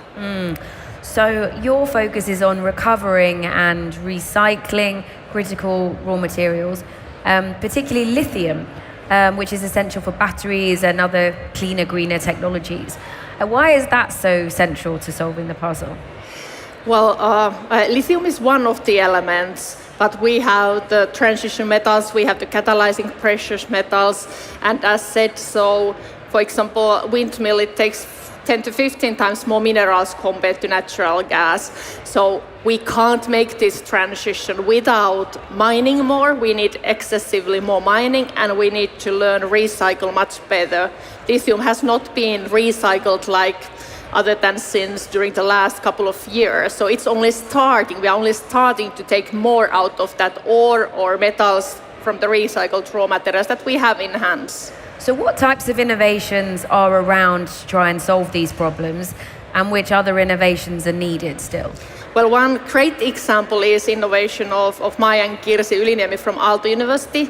We invented this kind of pulsating electrolysis, total new way of tailored pulsing, patented it. It was pinned out from Aalto 22, and now the company is selling this technology for critical and precious metals recovery. For example, platinum in Argor-Heraus in Switzerland, all the time recovering more that was possible earlier. So we work on this kind of method innovations. We work also on modeling the energy mass consumption, environmental footprint, and electrification of also chemical industry processes. Do we have the time we need to help develop them, though? We were hearing earlier about how close we are to crossing almost all of the planetary boundaries. So you could argue that we're going to see systemic shifts, we're going to see the impacts of climate change before some of these innovations actually become mainstream. We need to heavily focus also on this semi-long term, 5 to 10 years, because time is really limited and green transition goes so fast that I think we need to select topics where it's realistic innovations are possible. And then at the same time, of course, basic research is of importance, but we need to heavily prioritize our funding where it goes. So when it comes to climate mitigation, we have started acting, and we are lucky to have a growing amount of means to be successful in climate mitigation. For example, the prices of solar and wind energy, they have been dropping under the prices of fossil fuels, the prices of batteries and electric vehicles, they are all the time dropping, and we are no more heading towards 5 degrees warming, which was still the message from science community 10 years ago. We are now heading towards 2.5 to 3 degrees warming, and from my perspective, it's not out of question that we would be able to reach 2 degrees target. 1.5 is going to be very challenging, but we have hope, and thanks to the engineering community, we have growing amount of means to be successful in climate change. And there's global action going on, and this is not a 100-meter sprint, but it's a marathon. We have a couple of decades time to change our system, and this change is happening. And let's see whether we are able to reach. Yeah, a surprisingly optimistic perspective than I was expecting from a meteorologist. Mari, what do you think? I think that is our only chance to be optimistic, and also I believe we can have a lot of impact, so it's also very motivating. And I know you're quite engaged in what's happening at the EU level. Let's just talk a little bit about that. The EU has gained momentum when it comes to green industrial policy over the last few years, particularly with the Critical Raw Materials Act. That's been effective since 2023, and it sets tougher targets for mining, processing, and recycling key materials. How is that helping to fund and shape research priorities, innovation partnerships? Are you seeing the impact of that in academia? Of course, it helps to exactly see those ones that maybe are the most actual questions for us to reach politically, but there is also know-how behind them, so it highlights the increased circularity, recovery of less and less low amounts of elements, more of mining, also in Europe, more of refining, better reuse. So I think the ideas there, they are very much aligning with the actual research topics that we then need to find and success and communicate that how big the impact can be if they are successful. So definitely it helps. And what more would you like to see from the policy level, nationally, internationally? Well, I would absolutely like to see really people acknowledging the mining industry, that we like to talk about recycling, we like to fund recycling, but what we need, we can't get all this material we need from the recycling. We would need to put 90% of the funding, research and innovation funding, on supporting sustainable mining, new mining, valorization of the side streams. So I think people want to avoid, political people want to avoid, the research people want to avoid taking responsibility of that we are hugely dependent on that, and that would deserve much more focus in research and development. Yeah, I mean, we're all responsible, and we talked with some of our earlier guests about we can make progress here in this region or in Europe, but there's still things happening in other parts of the world. And we can't really have this conversation without talking about what's happening in the US, where sustainability has dropped off the agenda, is not a priority at the moment. With the US stepping back, do you think there's a risk, both of you, that companies in Europe, particularly in this tough economic times, are just going to do the bare minimum now rather than going the extra mile? I think that the big picture is that in Europe we are dependent on imported fossil fuels, and it makes sense to get rid of those and replace them with non-fossil solutions. And we have learned with this war in Ukraine that what Russia can do with their fossil resources. That's one. So in a way, it's been a helpful warning to do things here. And also this new economy is an opportunity. And I was just a couple of weeks ago in China, and I saw how they are gaining from this transition. They are the market leaders of solar, wind technology. They have become the biggest manufacturer of electric vehicles. So this transition is also a business opportunity, and also the Europeans could gain from this. And once we talk about the attractiveness of the companies for the young employees, the young employees are more eager to work for companies which are dealing with sustainable things, and that's also an issue. And I have seen this mental change in Europe and also worldwide, and that's fairly encouraging. Yeah, I fully agree that, like Simon said yesterday, so we should keep our eye on this infinite game. It's long term, it's not 2 years. And their circularity, sustainability, actually it quite often walks hand in hand with material and energy efficiency. So it will be and will become the competitive edge business opportunity. It might be not in 1 year or second year that, but it will become anyway the competence when you invest on that. Okay. So just taking it back to the individual company level then, as we mentioned, it's been a sluggish growth in Europe. People are worried about their targets and their margins.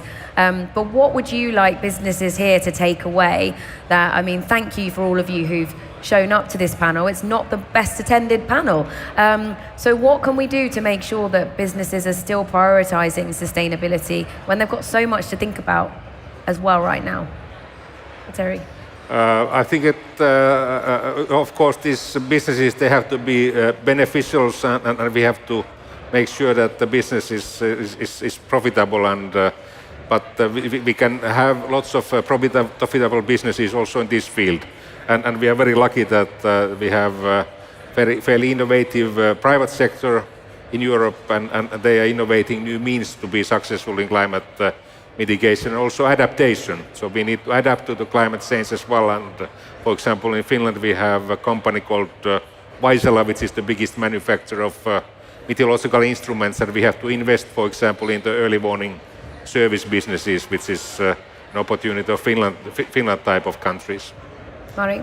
Yeah, maybe I would give the advice that while we have the quarterly targets and certain rules of the business, so remember to keep the long-term view, to keep contact with students, the future makers, keep up the dialogue with the academy that does longer-term or research institutes the longer-term research. So this way, it's not sacrifice.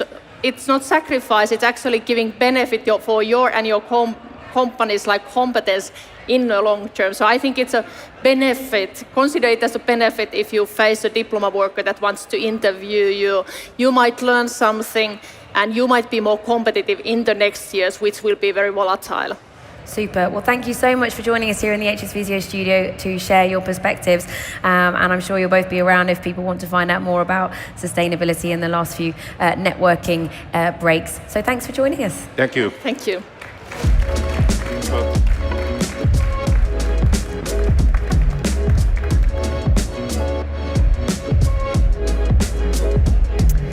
And for those of you joining us on the live stream, do tell us what you thought of that debate, the crypto debate, everything we've been doing here. We would love to know what you have found most engaging, what you've got the most out of. And you can do that using the hashtag nbforum 2025. So that's it for now from me, Maddy Savage. We'll be back in around 2 hours' time with our next guest, and we'll be zooming in then on innovation and AI. I hope to see lots of you then. Bye-bye.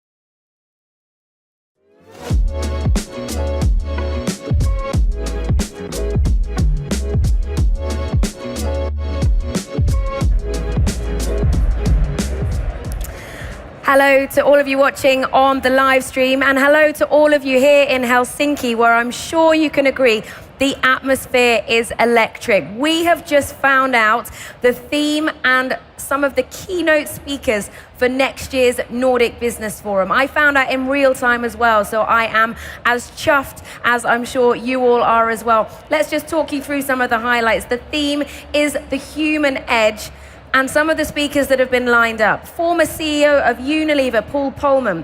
Former Chief Talent Officer at Netflix, Patty McCord. One of the world's top podcasters, entrepreneur, Stephen Bartlett from Diary of a CEO. And the one and only media giant, Oprah Winfrey. Wow. The team have certainly been working really hard behind the scenes.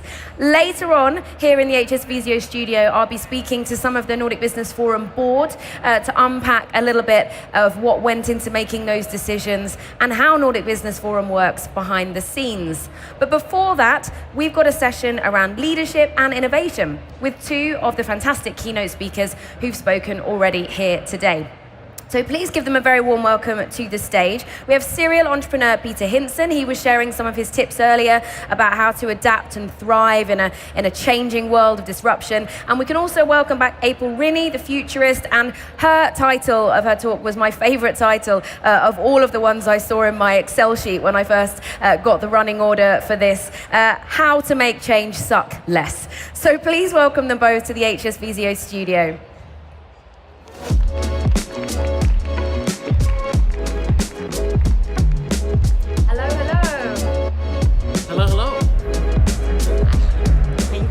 Thank you very much. Thank you. Take a seat. Now, there were some warm hugs backstage because you two actually know each other. Yeah. You've worked together before, is that right? We have, Yeah. on many occasions. Yeah. I mean, we used to take a lot of executives, we still do, to interesting places. A lot of times we would go to Silicon Valley and then we would see each other quite regularly. So, yeah.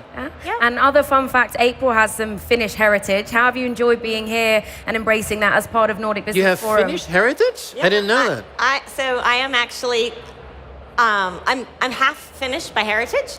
My dad was 100% Finnish, but grew up in the U.S. So didn't grow up here, and I absolutely love being back in Finland. Finnish? I do not, and you're asking me that on stage.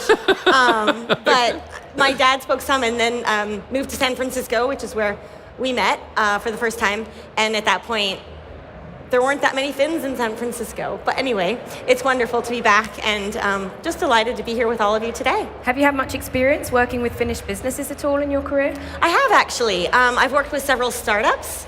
I've also worked with the government, business development, economic development, and actually, I mean, small side note, but it's interesting, the ministries of the economy and of travel and tourism around happiness, and Finland being the happiest country and so forth, but there was a master class, and they were curious on what does our relationship to change and uncertainty, what does that have to do with happiness?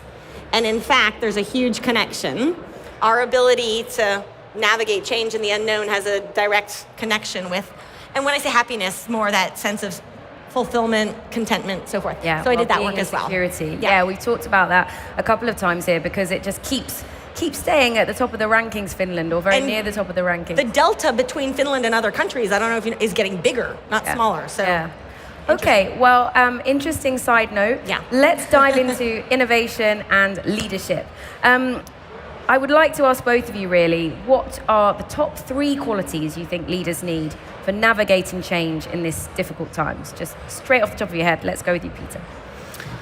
Well, I think the first thing is that being comfortable with uncertainty is, I think, number one. I mean, we live in this never normal environment, and you still see a lot of leaders clinging on to the past that doesn't work anymore. Being comfortable with uncertainty, I think, is priority number one. Number 2 is, I think, being able to help the rest of the organization understand that uncertainty is an upside and that you can actually find ways to leverage and utilize uncertainty. And I think 3 is, finding ways to build an organization that is capable of learning. I mean, I'm a huge John Hagel fan. He said the problem is that we have built our companies today for scalable efficiency, What we need to do is build our companies for scalable learning. And I think that is very much in line with the whole uncertainty, never normal environment. But for leadership, I think those are key ingredients. Yeah, we've had a lot of speakers here in the studio talking about the need to be curious and to keep learning. April, what's your take? Well, I'm like, I want to echo everything that Peter just said, and I need to say something new. So I'm going to put a slightly like a flux lens on this, and some of the superpowers, leadership practices we didn't talk about this morning or earlier this afternoon, but that actually put some of this into action. So I think one is much, much better understanding of the role of trust. It's one thing to say accept uncertainty. It's like, well, how? In times of great uncertainty, if you do not have trust, it is very hard to move forward. Because when something is uncertain, you need to be able to trust. Sometimes it's trusting someone else. Sometimes it's trusting that the sun will rise tomorrow. Oftentimes it's trusting yourself. And trust is one of those concepts we don't have a very rich understanding of. There's a kind of trust that comes from your head. There's a kind of trust that comes from your heart. But you've got to invest a lot more in the role of trust and understanding where it's strong and weak. So that would be one thing I would mention. And then another thing I'll just add out there because it's related to some things that came up earlier today is rethinking what careers look like. And so we've talked about this before, but the future career for your team, for individuals, is not going to be a ladder that you climb. It's not going to be a path that you pursue. I think about it as like a portfolio that individuals are going to curate. What does it look like to design that in an organization? So that's, I would say, that one as well. And you asked for 3, but I mean, those are strong enough and detailed enough. Yeah, I think. We have lots to cover. Indeed. But speaking of, you talked about people not necessarily climbing the ladder in the way that they did before, redesigning careers. One of the other things we've talked about here in the studio is leadership tenure. So if you are a CEO or a founder, when do you need to know when to step aside, either because the company's evolving or because other people need to evolve into the role? How do you both think top leaders should navigate tenure? Let's go first. You want me to go first? Yes, please. So this is a really hot topic because I think one of the words of last year was founder mode, right? Yeah. And it came out of Airbnb founder. Yeah, and the whole Silicon Valley where Brian Chesky basically said, I was a founder, everything was great. Then I started hiring managers and it all went to shit. And I had to go back and take control because we weren't as sharp anymore. And the strange thing about Silicon Valley is there's a lot of founder mode also historically. Steve Jobs was the classic founder mode. I mean, he was probably a horrible person to work with. He was a terrible, terrible boss, but he also inspired people to do amazing things. So can you actually find that is bad? But today we see a tendency that managers are often put in a very bad position. And this idea of taking control and really going to the roots and having success is absolutely there. What I think is even more important is that we try and find ways that even as a leader you evolve, that as a leader you have a journey, and that you're capable of accepting that and also taking people along in your journey. I've written a lot about phoenixes, which are companies that can transform themselves. And I've often found that phoenixes have leaders that are not the founder mode types, because that's what you find in unicorns. But these are people that actually are capable of nurturing some sort of collective entrepreneurship. One of my favorite phoenixes is Walmart. And this is a company that has 70 years of history, 1.6 million employees, led by an amazing leader, Doug McMillon. And Doug is not the sole entrepreneur. He's not the lone ranger. He's not the founder mode, but he takes people along in what I call collective entrepreneurialism, that everybody feels collectively that they're responsible for taking that next leap. And I think if you can nurture that type of collective entrepreneurship, I think that is a really interesting way to look at that journey of leadership. Yeah, we talked a bit about that with Simon Sinek yesterday as well, being an empathic leader and leading with purpose so that people want to come with you along the way. April, what would you add? And I want to add just 2 things to that. One is, and it's interesting, so I first met Doug in 2011. Long before his ascent, and you saw those values. I don't know if you know, the CEO of Walmart began in high school as a cashier at Walmart. Yeah, and bagging groceries, right? Yeah. and that ethic, but then this, so the two pieces, I want to pick up on one thing that you said, you're talking about collective entrepreneurship, and I think more broadly, the collective wisdom that is within teams. And when we say there's like one leader, all of a sudden, not only the burden's on you've got to figure it out, but there's so much wisdom, and I look at everything through a flux, change, uncertainty lens. There is so much wisdom we actually have when it comes to how to navigate change and uncertainty well, that we mostly don't know about each other because it's not on our resumes, it's not on our LinkedIn profiles. And if you can identify where so what Peter was saying earlier, that's the skill we need. And if we can identify a collection of people who are good at this in different ways and have that collective leadership wisdom, it's going to be way better than any single individual. So that piece around the collective I want to bring up. And then the other piece to just build on is just this sense of humility. And you can be a very strong leader and you can still be humble. And to signal, as a leader, to signal that you have vision, you have purpose, you know how to lead, but you're also humble enough to say the best thing I can do is surround myself by the people who know much more than I do about certain things, and to be, in effect, the conductor of an orchestra, but it's the orchestra that's playing. I think that's becoming ever more important. So innovation is a group sport. Yeah. But yeah. If I can add on that just briefly, I think one of the things that I find interesting is you mentioned the word purpose. I think for a European audience, that sometimes doesn't always translate well. But I think relevance is maybe even more important because let's be honest, I mean, we're really privileged that we have people who want to work for us. But should we actually we have to make sure that these people find it relevant the time they spend with us. And I've been deeply influenced by, I started teaching at London Business School 15 years ago. My mentor there was Rob Goffey. And he's now retired, but he's had a huge influence on my thinking about leadership. And he wrote this amazing book years ago that was called Why Should Anyone Be Led by You? And I still remember, I did sessions with him where he would walk into the board of a big bank. And all these board members had amazing accomplishments. They were all very, very senior people. And he would just wait until the room went silent. And he would look them in the eye and say, why should anyone here in this company be led by you? And you saw all these big people just staring at their shoes, hoping that he wouldn't pick on them. But that is still the very core question. You want to make sure that the time you spend with an organization is relevant. And I think as leadership, why should anyone be led by you? Fascinating to hear that background.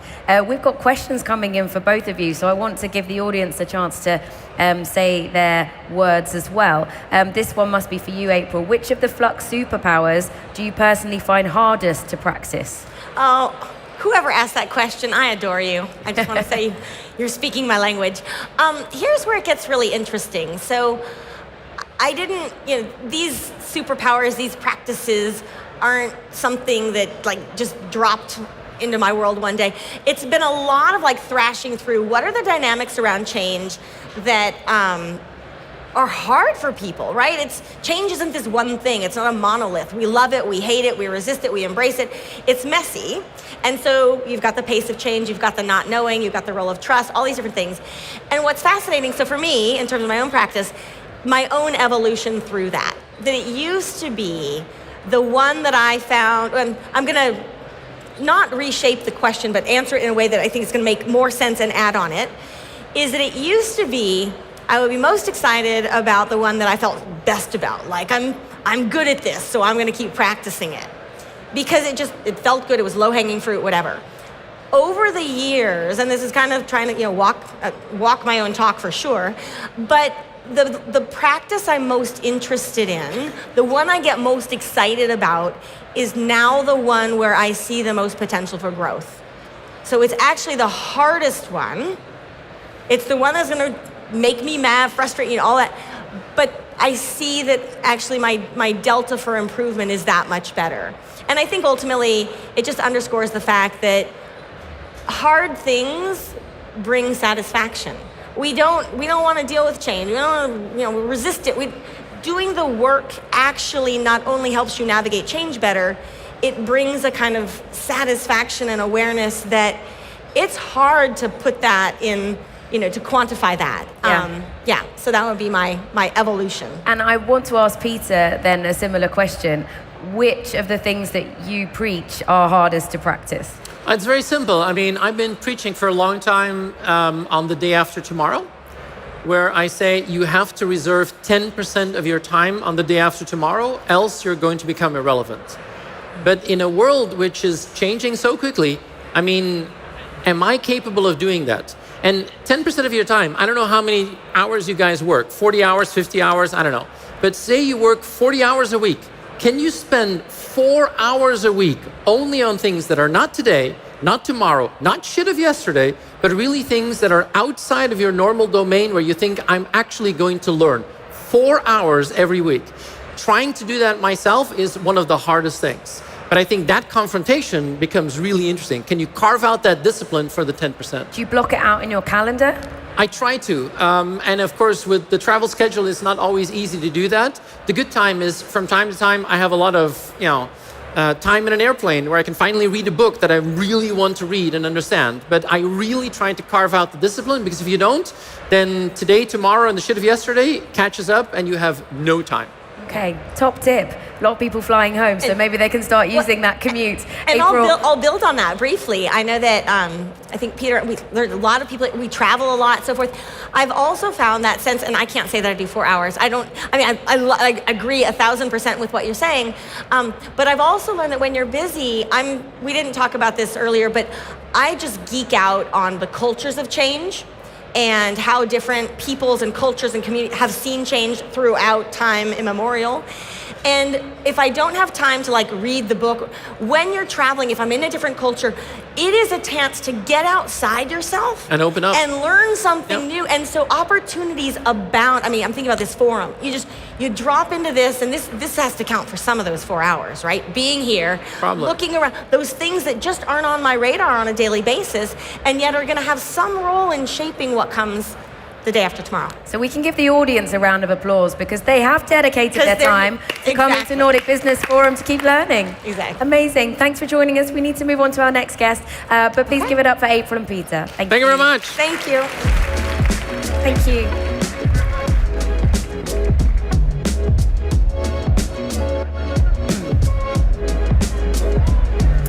All right, we're going to keep the conversation going about leadership, innovation, and also curiosity with our next guest, who many of you will have seen on the main stage earlier. So please welcome serial entrepreneur, best-selling author, Diana Kanda.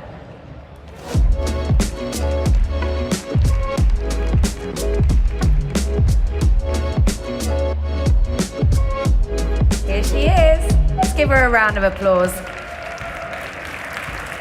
Hello, nice to meet you. Thanks for hot-footing it over from quite recently being in this tree on the main here. stage. Yeah, we try and bring the Nordic vibes to Nordic Business Forum. I love it. Super. So we've got viewers from 34 different countries watching us on the live stream, as well as everyone here at Nordic Business Forum, which is, I think, almost 50 countries represented here in person.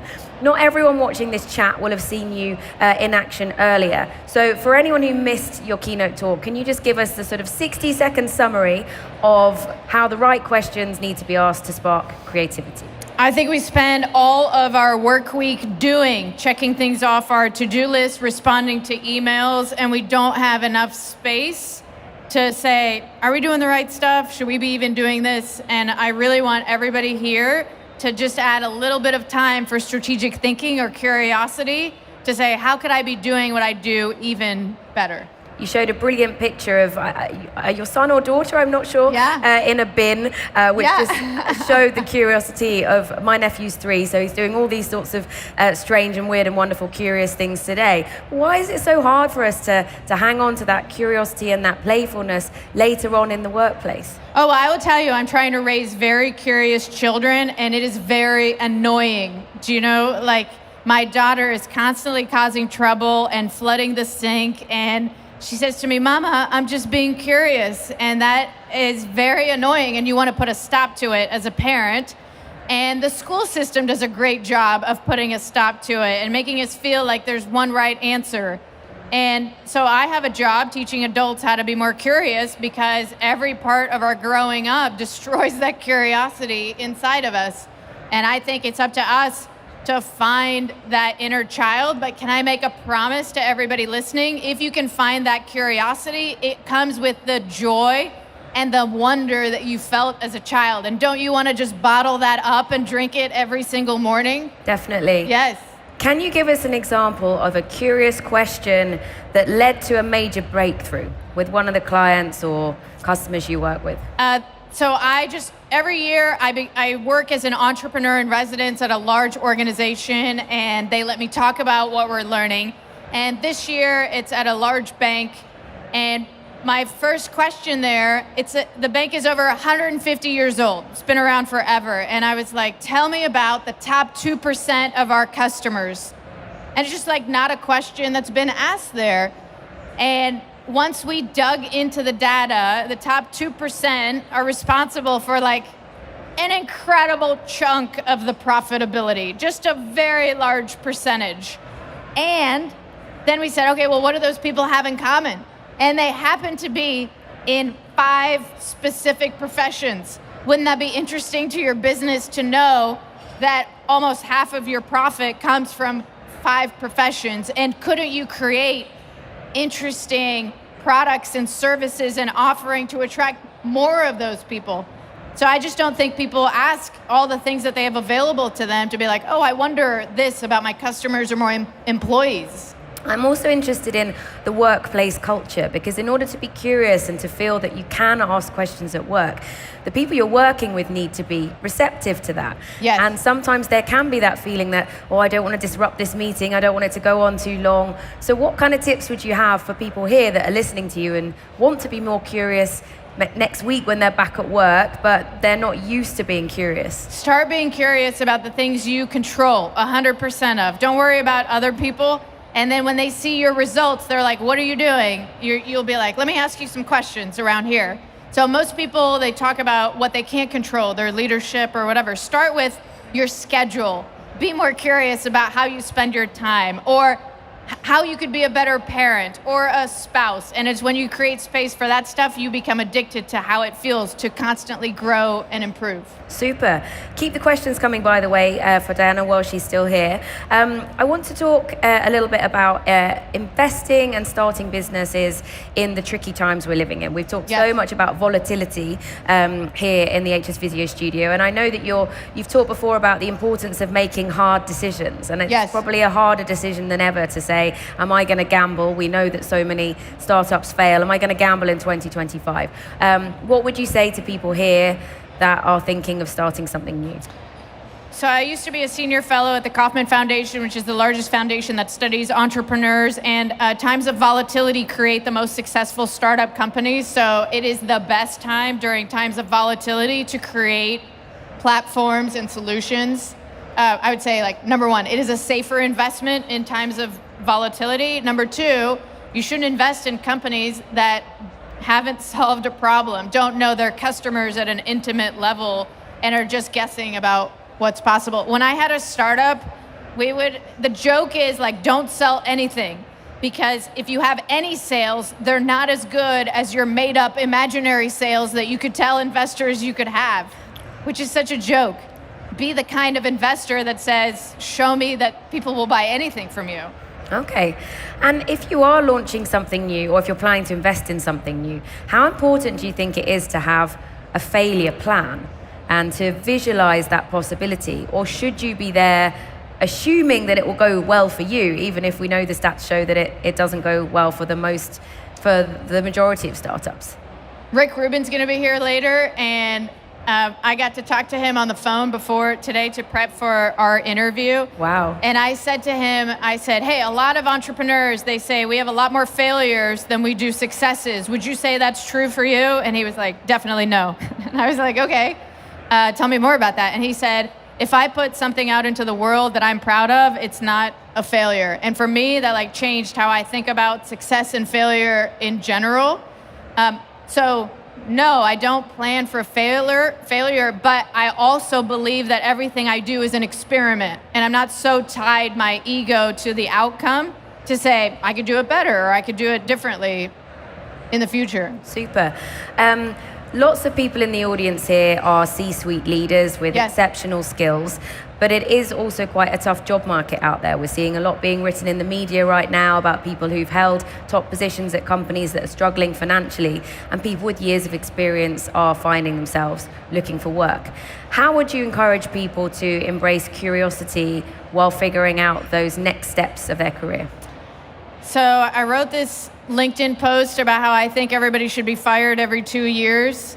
And I'm sorry, I don't mean like all the negative things about being fired, but I mean when that happens to you, for most people, it's a time to reflect and be like, I didn't want to do that anyway. And what I really want to do is this. And I think we don't need that kind of terrible negative experience to have a reflection every 2 years to be like, do I want to do this? And am I going to let an organization make that decision for me, or can I make that decision without something horrible happening in my life, and to do it on my own terms? So I think we can be curious on a regular basis about like, are we happy? Are we doing things that are fulfilling and serving us at a deep level? We've got some questions for you. This one says, it's quite a broad question, but how come the US celebrates hustle culture while Europe doesn't look up to it? And I think that's also very relevant to what we were just talking about, hustling your way into the next thing rather than just going through the normal recruitment process. I co-authored a book with a Canadian woman, and during our book writing process, we each had a baby. And I was on a Zoom conference call during labor, and I was like, hey, I'm gonna put you on mute, something medical is happening. And people were like, do you need to go? And I was like, no, it's totally fine. And I said to my co-author, like, I mean, I'll talk to you in a week or two, you know, I'm gonna be good, ship shape.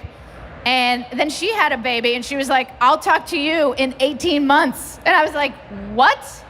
She's like, yeah, that's what we do in Canada. I was like, yeah, but you get paid for it, but you can still work. She's like, but I'm not gonna. And to me, it was like such a realization about how different cultures approach having children and the values. I think it completely changed my mind about how to approach work and family. So yes, it's incredibly, Americans who work for European companies have to be forced to take vacations. Like I've talked to so many, we don't understand it. But it is interesting because actually some companies from the Nordics, such as Spotify, which has been recruiting international talent from abroad because of good packages like parental leave, they've now exporting those policies to other countries. Yeah. But they're not necessarily always being taken up to the same extent. Can we talk about how complimentary our outfits are on stage? I like this complimentary. It's great. Totally unplanned.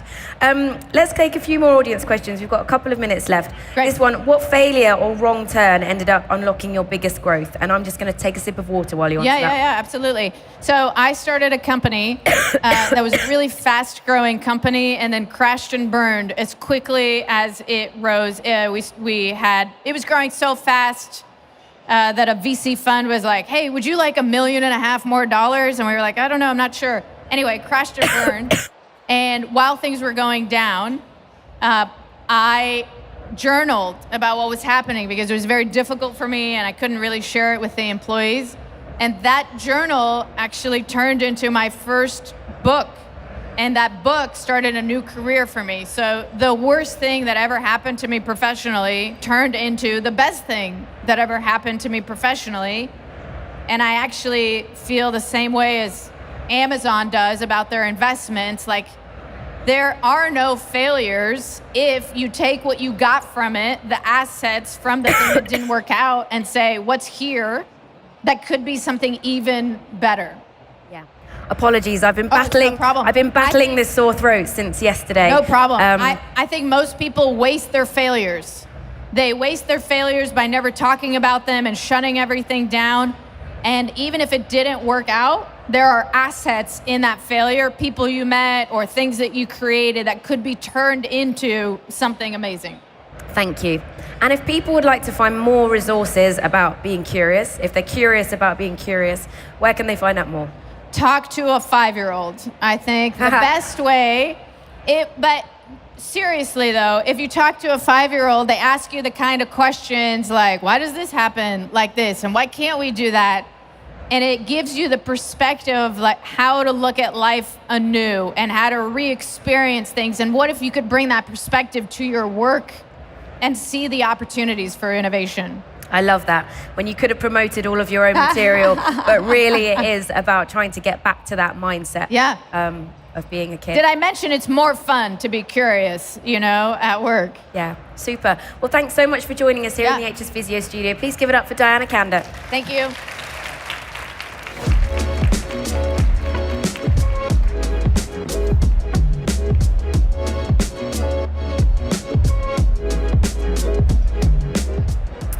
Okay, well, it's coming up to 3 o'clock here in Helsinki, the capital of Finland. And we've got time for just one final speaker before we wrap up this session. Now, throughout today's conversations, we've been exploring the mindset and the strategy needed to innovate, to grow your business through disruption. And one thing that has kept cropping up, although it hasn't dominated the agenda over the last couple of days, is AI. So we want to delve into that a little bit more with our next guest and talk about some of the new tools that are around to help businesses to solve and speed up tackling problems in the age of AI. Please welcome into the studio. He is a solutions architect, an AI innovator, and he is also from the Polish software company Softic. Please welcome Adam Masowski.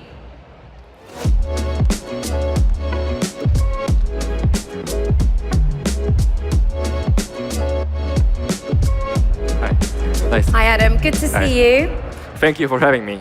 My pleasure. Let's hope my voice lasts for this final discussion in the HS Visio studio. For this session, we'll have one more session later in the day where we'll be speaking to some of Nordic Business Forum's board members. But Adam, you're here because we want to talk to you about AI. And you work directly with companies to help them build products and proof of concepts.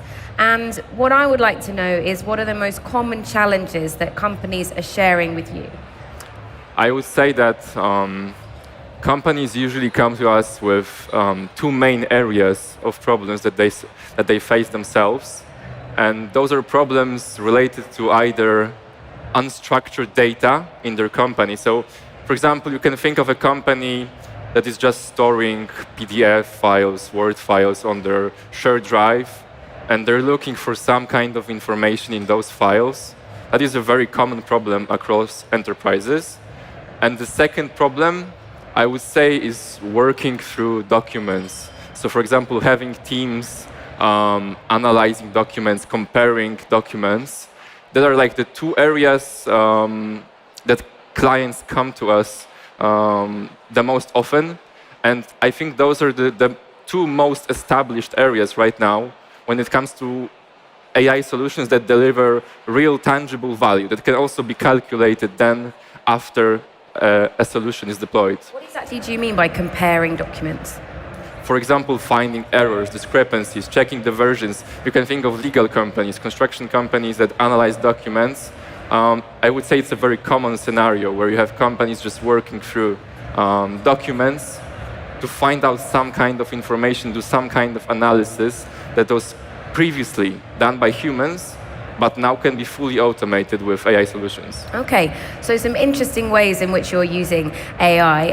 Another thing that you've worked a lot on is making AI more accessible for underrepresented audiences with different languages. We all know that most of the OpenAI type software we use is we're writing in English. I know a lot of people in this region can write in Finnish or Swedish as well, but still often choose to do it in English because of how it's been developed.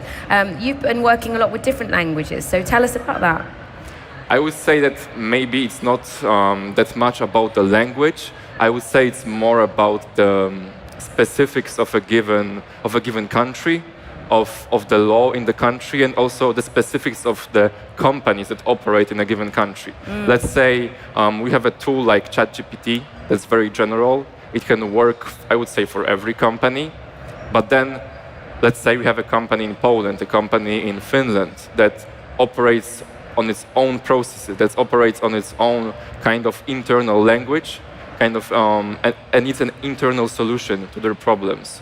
So I would say that our area of expertise and our experience is integrating those LLMs, so AI solutions like under ChatGPT, into company systems to also automate the work of those companies.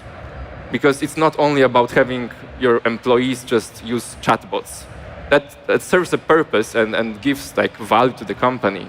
But the real value lies when you use an LLM to automate the work of a team or of a whole department.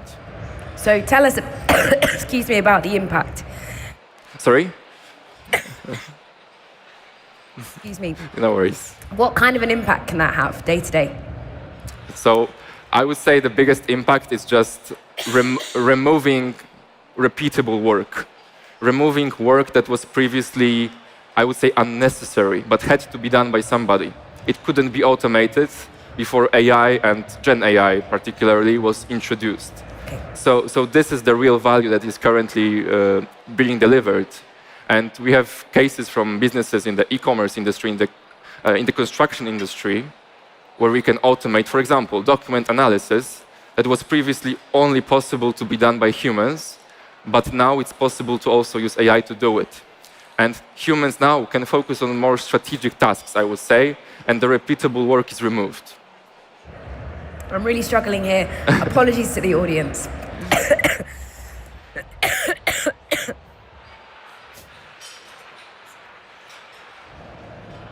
Okay. Let's talk about AI agents. And this might have to be the last question. I've got plenty of water, thank you. I just think I need to go off and have a long cough after this. What can you tell us about AI agents? They're quite hyped right now, but there's also some challenges around them. I would say that AI agents can be a really big catchphrase, and I would maybe call what we're doing AI workflows. So you can think of, let's say, a chatbot like ChatGPT. You can use it to, I don't know, write a document, write an email, analyze some kind of data, produce some kind of output, but you cannot integrate it into your company. You cannot make it work in your systems. And that's where stuff like AI workflows can come in, and you can make the LLM integrate with your own system. So you can have kind of an agent, but it's really a workflow that can input data into your system, can analyze data in your system, and do it instead of humans at a large scale. Yeah. But the critique of this is then that they're handling these complex tasks. And there could be concerns about privacy, loss of data. How do you compensate for that? I would say when it comes to privacy, you either can use an enterprise solution offered by OpenAI or the big cloud providers, but we also have very good experience with deploying such AI solutions on the company's own infrastructure.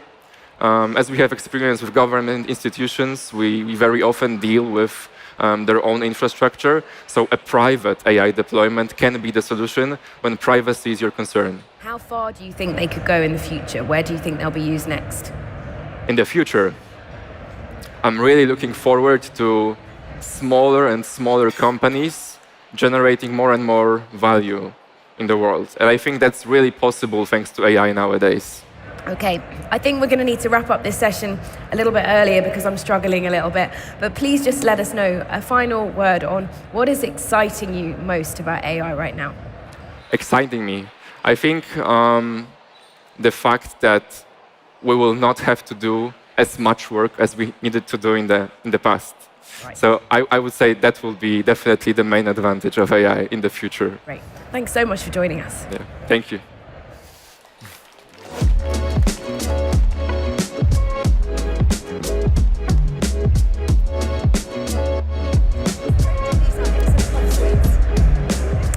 Hopefully I'll see you all in a couple of hours' time. Thanks so much for joining us for this session.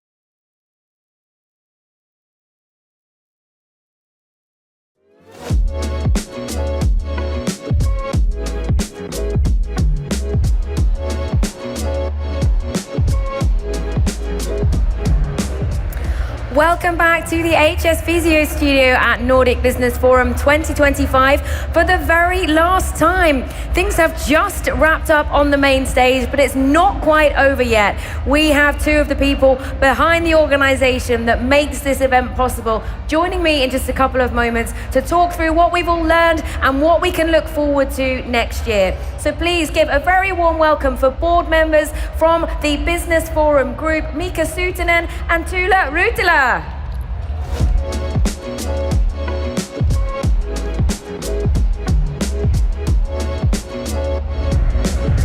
Thank you, Welcome, welcome. Welcome into the studio while our guests in Helsinki are hopefully grabbing a glass of bubbles or maybe going to get their coats, but they've been advised not to stick around, network and mingle just that little bit more. That was the message from Pep on the main stage, wrapping things up. So much has happened in the past couple of days, but can we just get some reflections from you two? If you didn't have a favorite person, perhaps you can share a favorite moment. Let's start with you, Tuula. Well, you know, I'm going to start with something maybe surprising, which is this whole event. And I think for me, maybe the favorite thing is like immediately when you come here, Angela talked about yesterday that we need to think with our, not only heads, but also with our hearts. I think this whole event has been done with big heart. And I think, you know, if you were watching online and could not join this year, I invite you to come next year because it's magical how everything just works, and you know we're just so well taken care of. Yeah, and I'm not biased. This is genuinely the most organized event I've ever worked at, and the attention to detail is so specific and so incredible. Mika, some reflections from you from what you've seen on stage and done here in Helsinki over the last few days. Well, I think Tuula kind of stole my words. Is that my event started from the railway stations and having these fantastic young people to receive and smile, and you can see that they're a bit shaky and nervous, but what an experience this is for them as well. Yeah, and you're talking about the students that as part of their studies are invited to help. So for people that haven't been to the venue, they're chaperoning people in, they're helping people find where they need to be, and play a crucial role in crucial cogs in the machine, really, of Business Forum. Absolutely. But just talking about the sessions, I mean, is there some comment or some moment that you'll just keep thinking about, do you think? I think for me, today was really special in many ways, and because we're kind of like in this moving forward, we kept moving towards the solutions. And I took a picture of Diana when, you know, she had this about growth, and there's so much uncertainty. And somehow my takeaway thought is like, it's going to be there and we have to live with it. So it's kind of like, I think it said something that like uncertainty or change is inevitable, but it's our own choice, you know, if we want to grow. So growth is optional, it's our choice. And that's something like I'm taking away with me is that actually change is an opportunity, and instead of being afraid or frozen or nervous, how do I embrace it? How do I use some of these tools and really kind of enjoy it almost? Yeah, embrace and enjoy. Love that. Mika? Well, I would there's so many things, and I have to make a confession that when I come over here and listen to speakers, if you would ask me to draw the red line of every speaker, what they said, I couldn't tell because there's so many thoughts, kind of reflections or tangents coming out of thoughts here and there. Nothing revolutionary, to be honest, but a lot of things strengthening kind of certain values which are super important. If I pick my highlight, my highlight would be Rick Rubin saying in the beginning today that there's not actually failures on things that when you try to do something, if it's not successful, it's not a failure, then you just know that doesn't work or something else works. And that's the principle which is usually with the fastest growing companies, is that they fail a lot more than anybody else. That's one of their secrets. But they've also done what he advised, which is acting from the heart. and from something that you're really passionate about doing. Absolutely. Tula, any tips for people, because it is a big event, and for those watching online as well, there's been a lot of information to digest. How will you try and take some of your key learnings into work next week? Not just forget about it and say it was a great event, actually take some action. Right. I think the secret probably is not to try to do too much. I mean, there is like people like to do 3 things because your brain can handle only so much. And we know that there are these change resistance mechanisms that are working, in ourselves against us. So pick 1 or 2 things. One of the things that I'm going to try to do, and maybe Mika, you can keep me honest and remind me, was from April Rinne today, where she said like, well, who has a to-do list? We all have a to-do list, but who has not to-do list? Yeah. So I'm going to start working on my not to-do list. And even yesterday I was in a board meeting where, like on my way here, where we thought about the things that we should stop to focus on the things that really matter. So pick something, and mine is going to be the not to-do list. That's a brilliant reflection. Okay, looking forward then to next year. Wow, an absolutely incredible lineup, including Stephen Bartlett, host of Diary of a CEO, enormous entrepreneur, and media mogul Oprah Winfrey. Are you allowed to be involved in those decisions as board members? Did you know about it before today? Give us a bit of behind the scenes. Well, it is of course a continuous discussion in the board. Hape and Yuri are using us as a sounding board on testing different thoughts. And I have to confess that I had tears in my eyes when Oprah was announced, because I know that Hape has been trying, and the team has been trying to get her over here for 7-8 years. And what we're going to get is not the TV host Oprah. We're going to get the businesswoman, kind of the opinion leader, which is going to be fantastic. Not to undermine anybody else on the roster list of tomorrow, but next year. But it is going to be fantastic. You said tomorrow. Are you also in Pep Rosenfeld's time machine on the main stage? He said he was getting in a time machine to get him there already. It'll feel like that when we're back here. We'll feel like where did the year go? Yeah, but hopefully thinking, what did I do? If you've taken some of the tips into action, and the theme. Talk us through the theme and the thinking behind that. Right, the human edge. We did have some debate on the board about it, and of course, like, we can have our opinions, and they are the experts, so we just say that these are our opinions. But I think that was pretty unanimous when we talked about the human edge, and AI has been our topic here as well. And I love what Rick Rubin said as well. Like, well, think about it as a tool. So I think there'll be a very rich discussion for sure. And I think it's one of these changes I think about, that if AI is going to be such a great tool to help us, why don't use this opportunity to try to focus on what is best in being human, like our human connection, that we feel things, that we are not perfect. So maybe it's an opportunity for humanity as well, and we'll talk about that next year. Can't wait. Mika? I think kind of Rick Rubin unintentionally ended up building a bridge from this year, or actually from a year ago to this year and to the next year, taking into in his keynote or in his speech, saying that AI doesn't have a taste, it doesn't have an opinion. And I think kind of it's nicely kind of balancing the sequence of things of talking about the human edge. Indeed, because it has been woven into our lives, but it has been quite refreshing over the last few days to not be talking about AI in every interview and every panel discussion, to be looking at some of the other areas that are equally crucial to us, and those human elements too. Yeah, and I think that there's a certain foresight, if you allow me to mention, that we're going to talk about the human edge next year, when we're going to be 1 year kind of wiser what AI is going to be all about. It's going to be a lot more concrete. There's a lot. It is still quite vague today, but we're going to know a lot more 12 months from today. I think it will be fascinating. We heard on the main stage, I think Pep asked the question of how many people have been to Nordic Business Forum before, and we know there is a very high return rate. A lot of people who are here for the first time today will come back next year. A lot of people are already repeat customers, which I know Nordic Business Forum really appreciates. What do you think is the secret sauce, apart from the speakers, that brings people here? Mika? I would.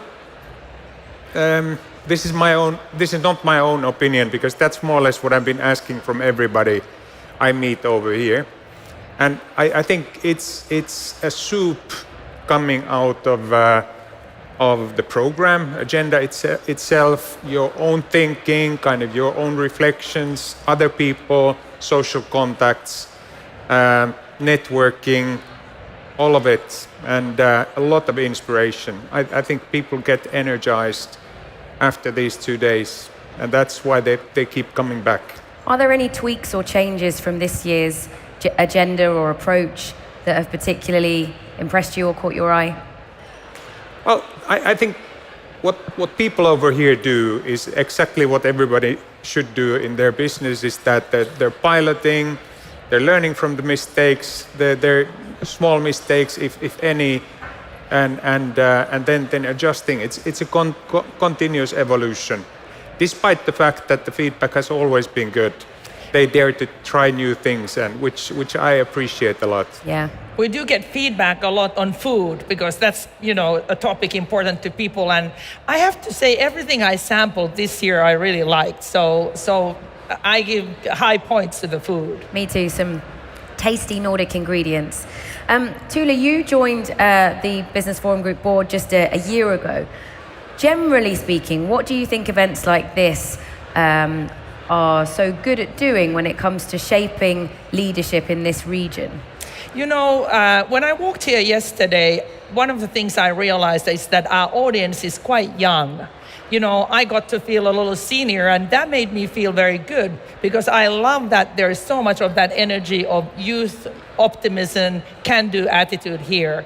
And I really hope that, if you are, let's say, a senior manager whose team was here, ask them what they learned, and be curious about what were some of the things experienced here, because I think what we're trying to create here is a momentum and a force of change.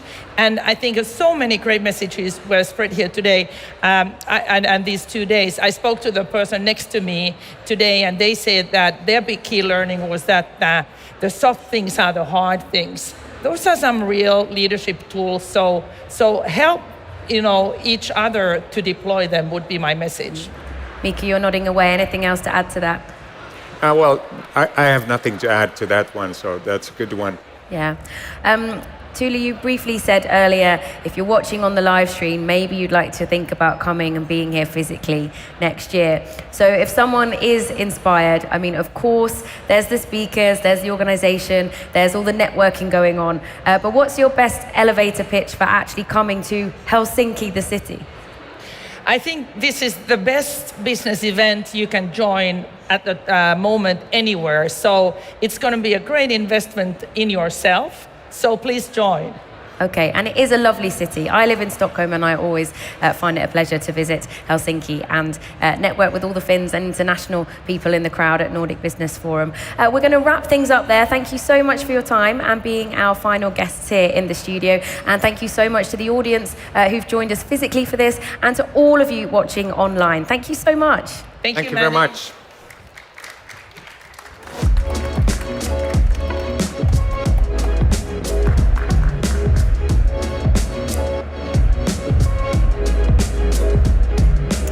So that's it from me, Maddy Savage. Thank you so much to the technical team who've helped put all of this together in the HS Visio Studio, and all of the organisers. It's been wonderful hosting. Do look me up on LinkedIn if you'd like to find out more about my work as a host, and we hope to see you at Nordic Business Forum 2026. Bye-bye.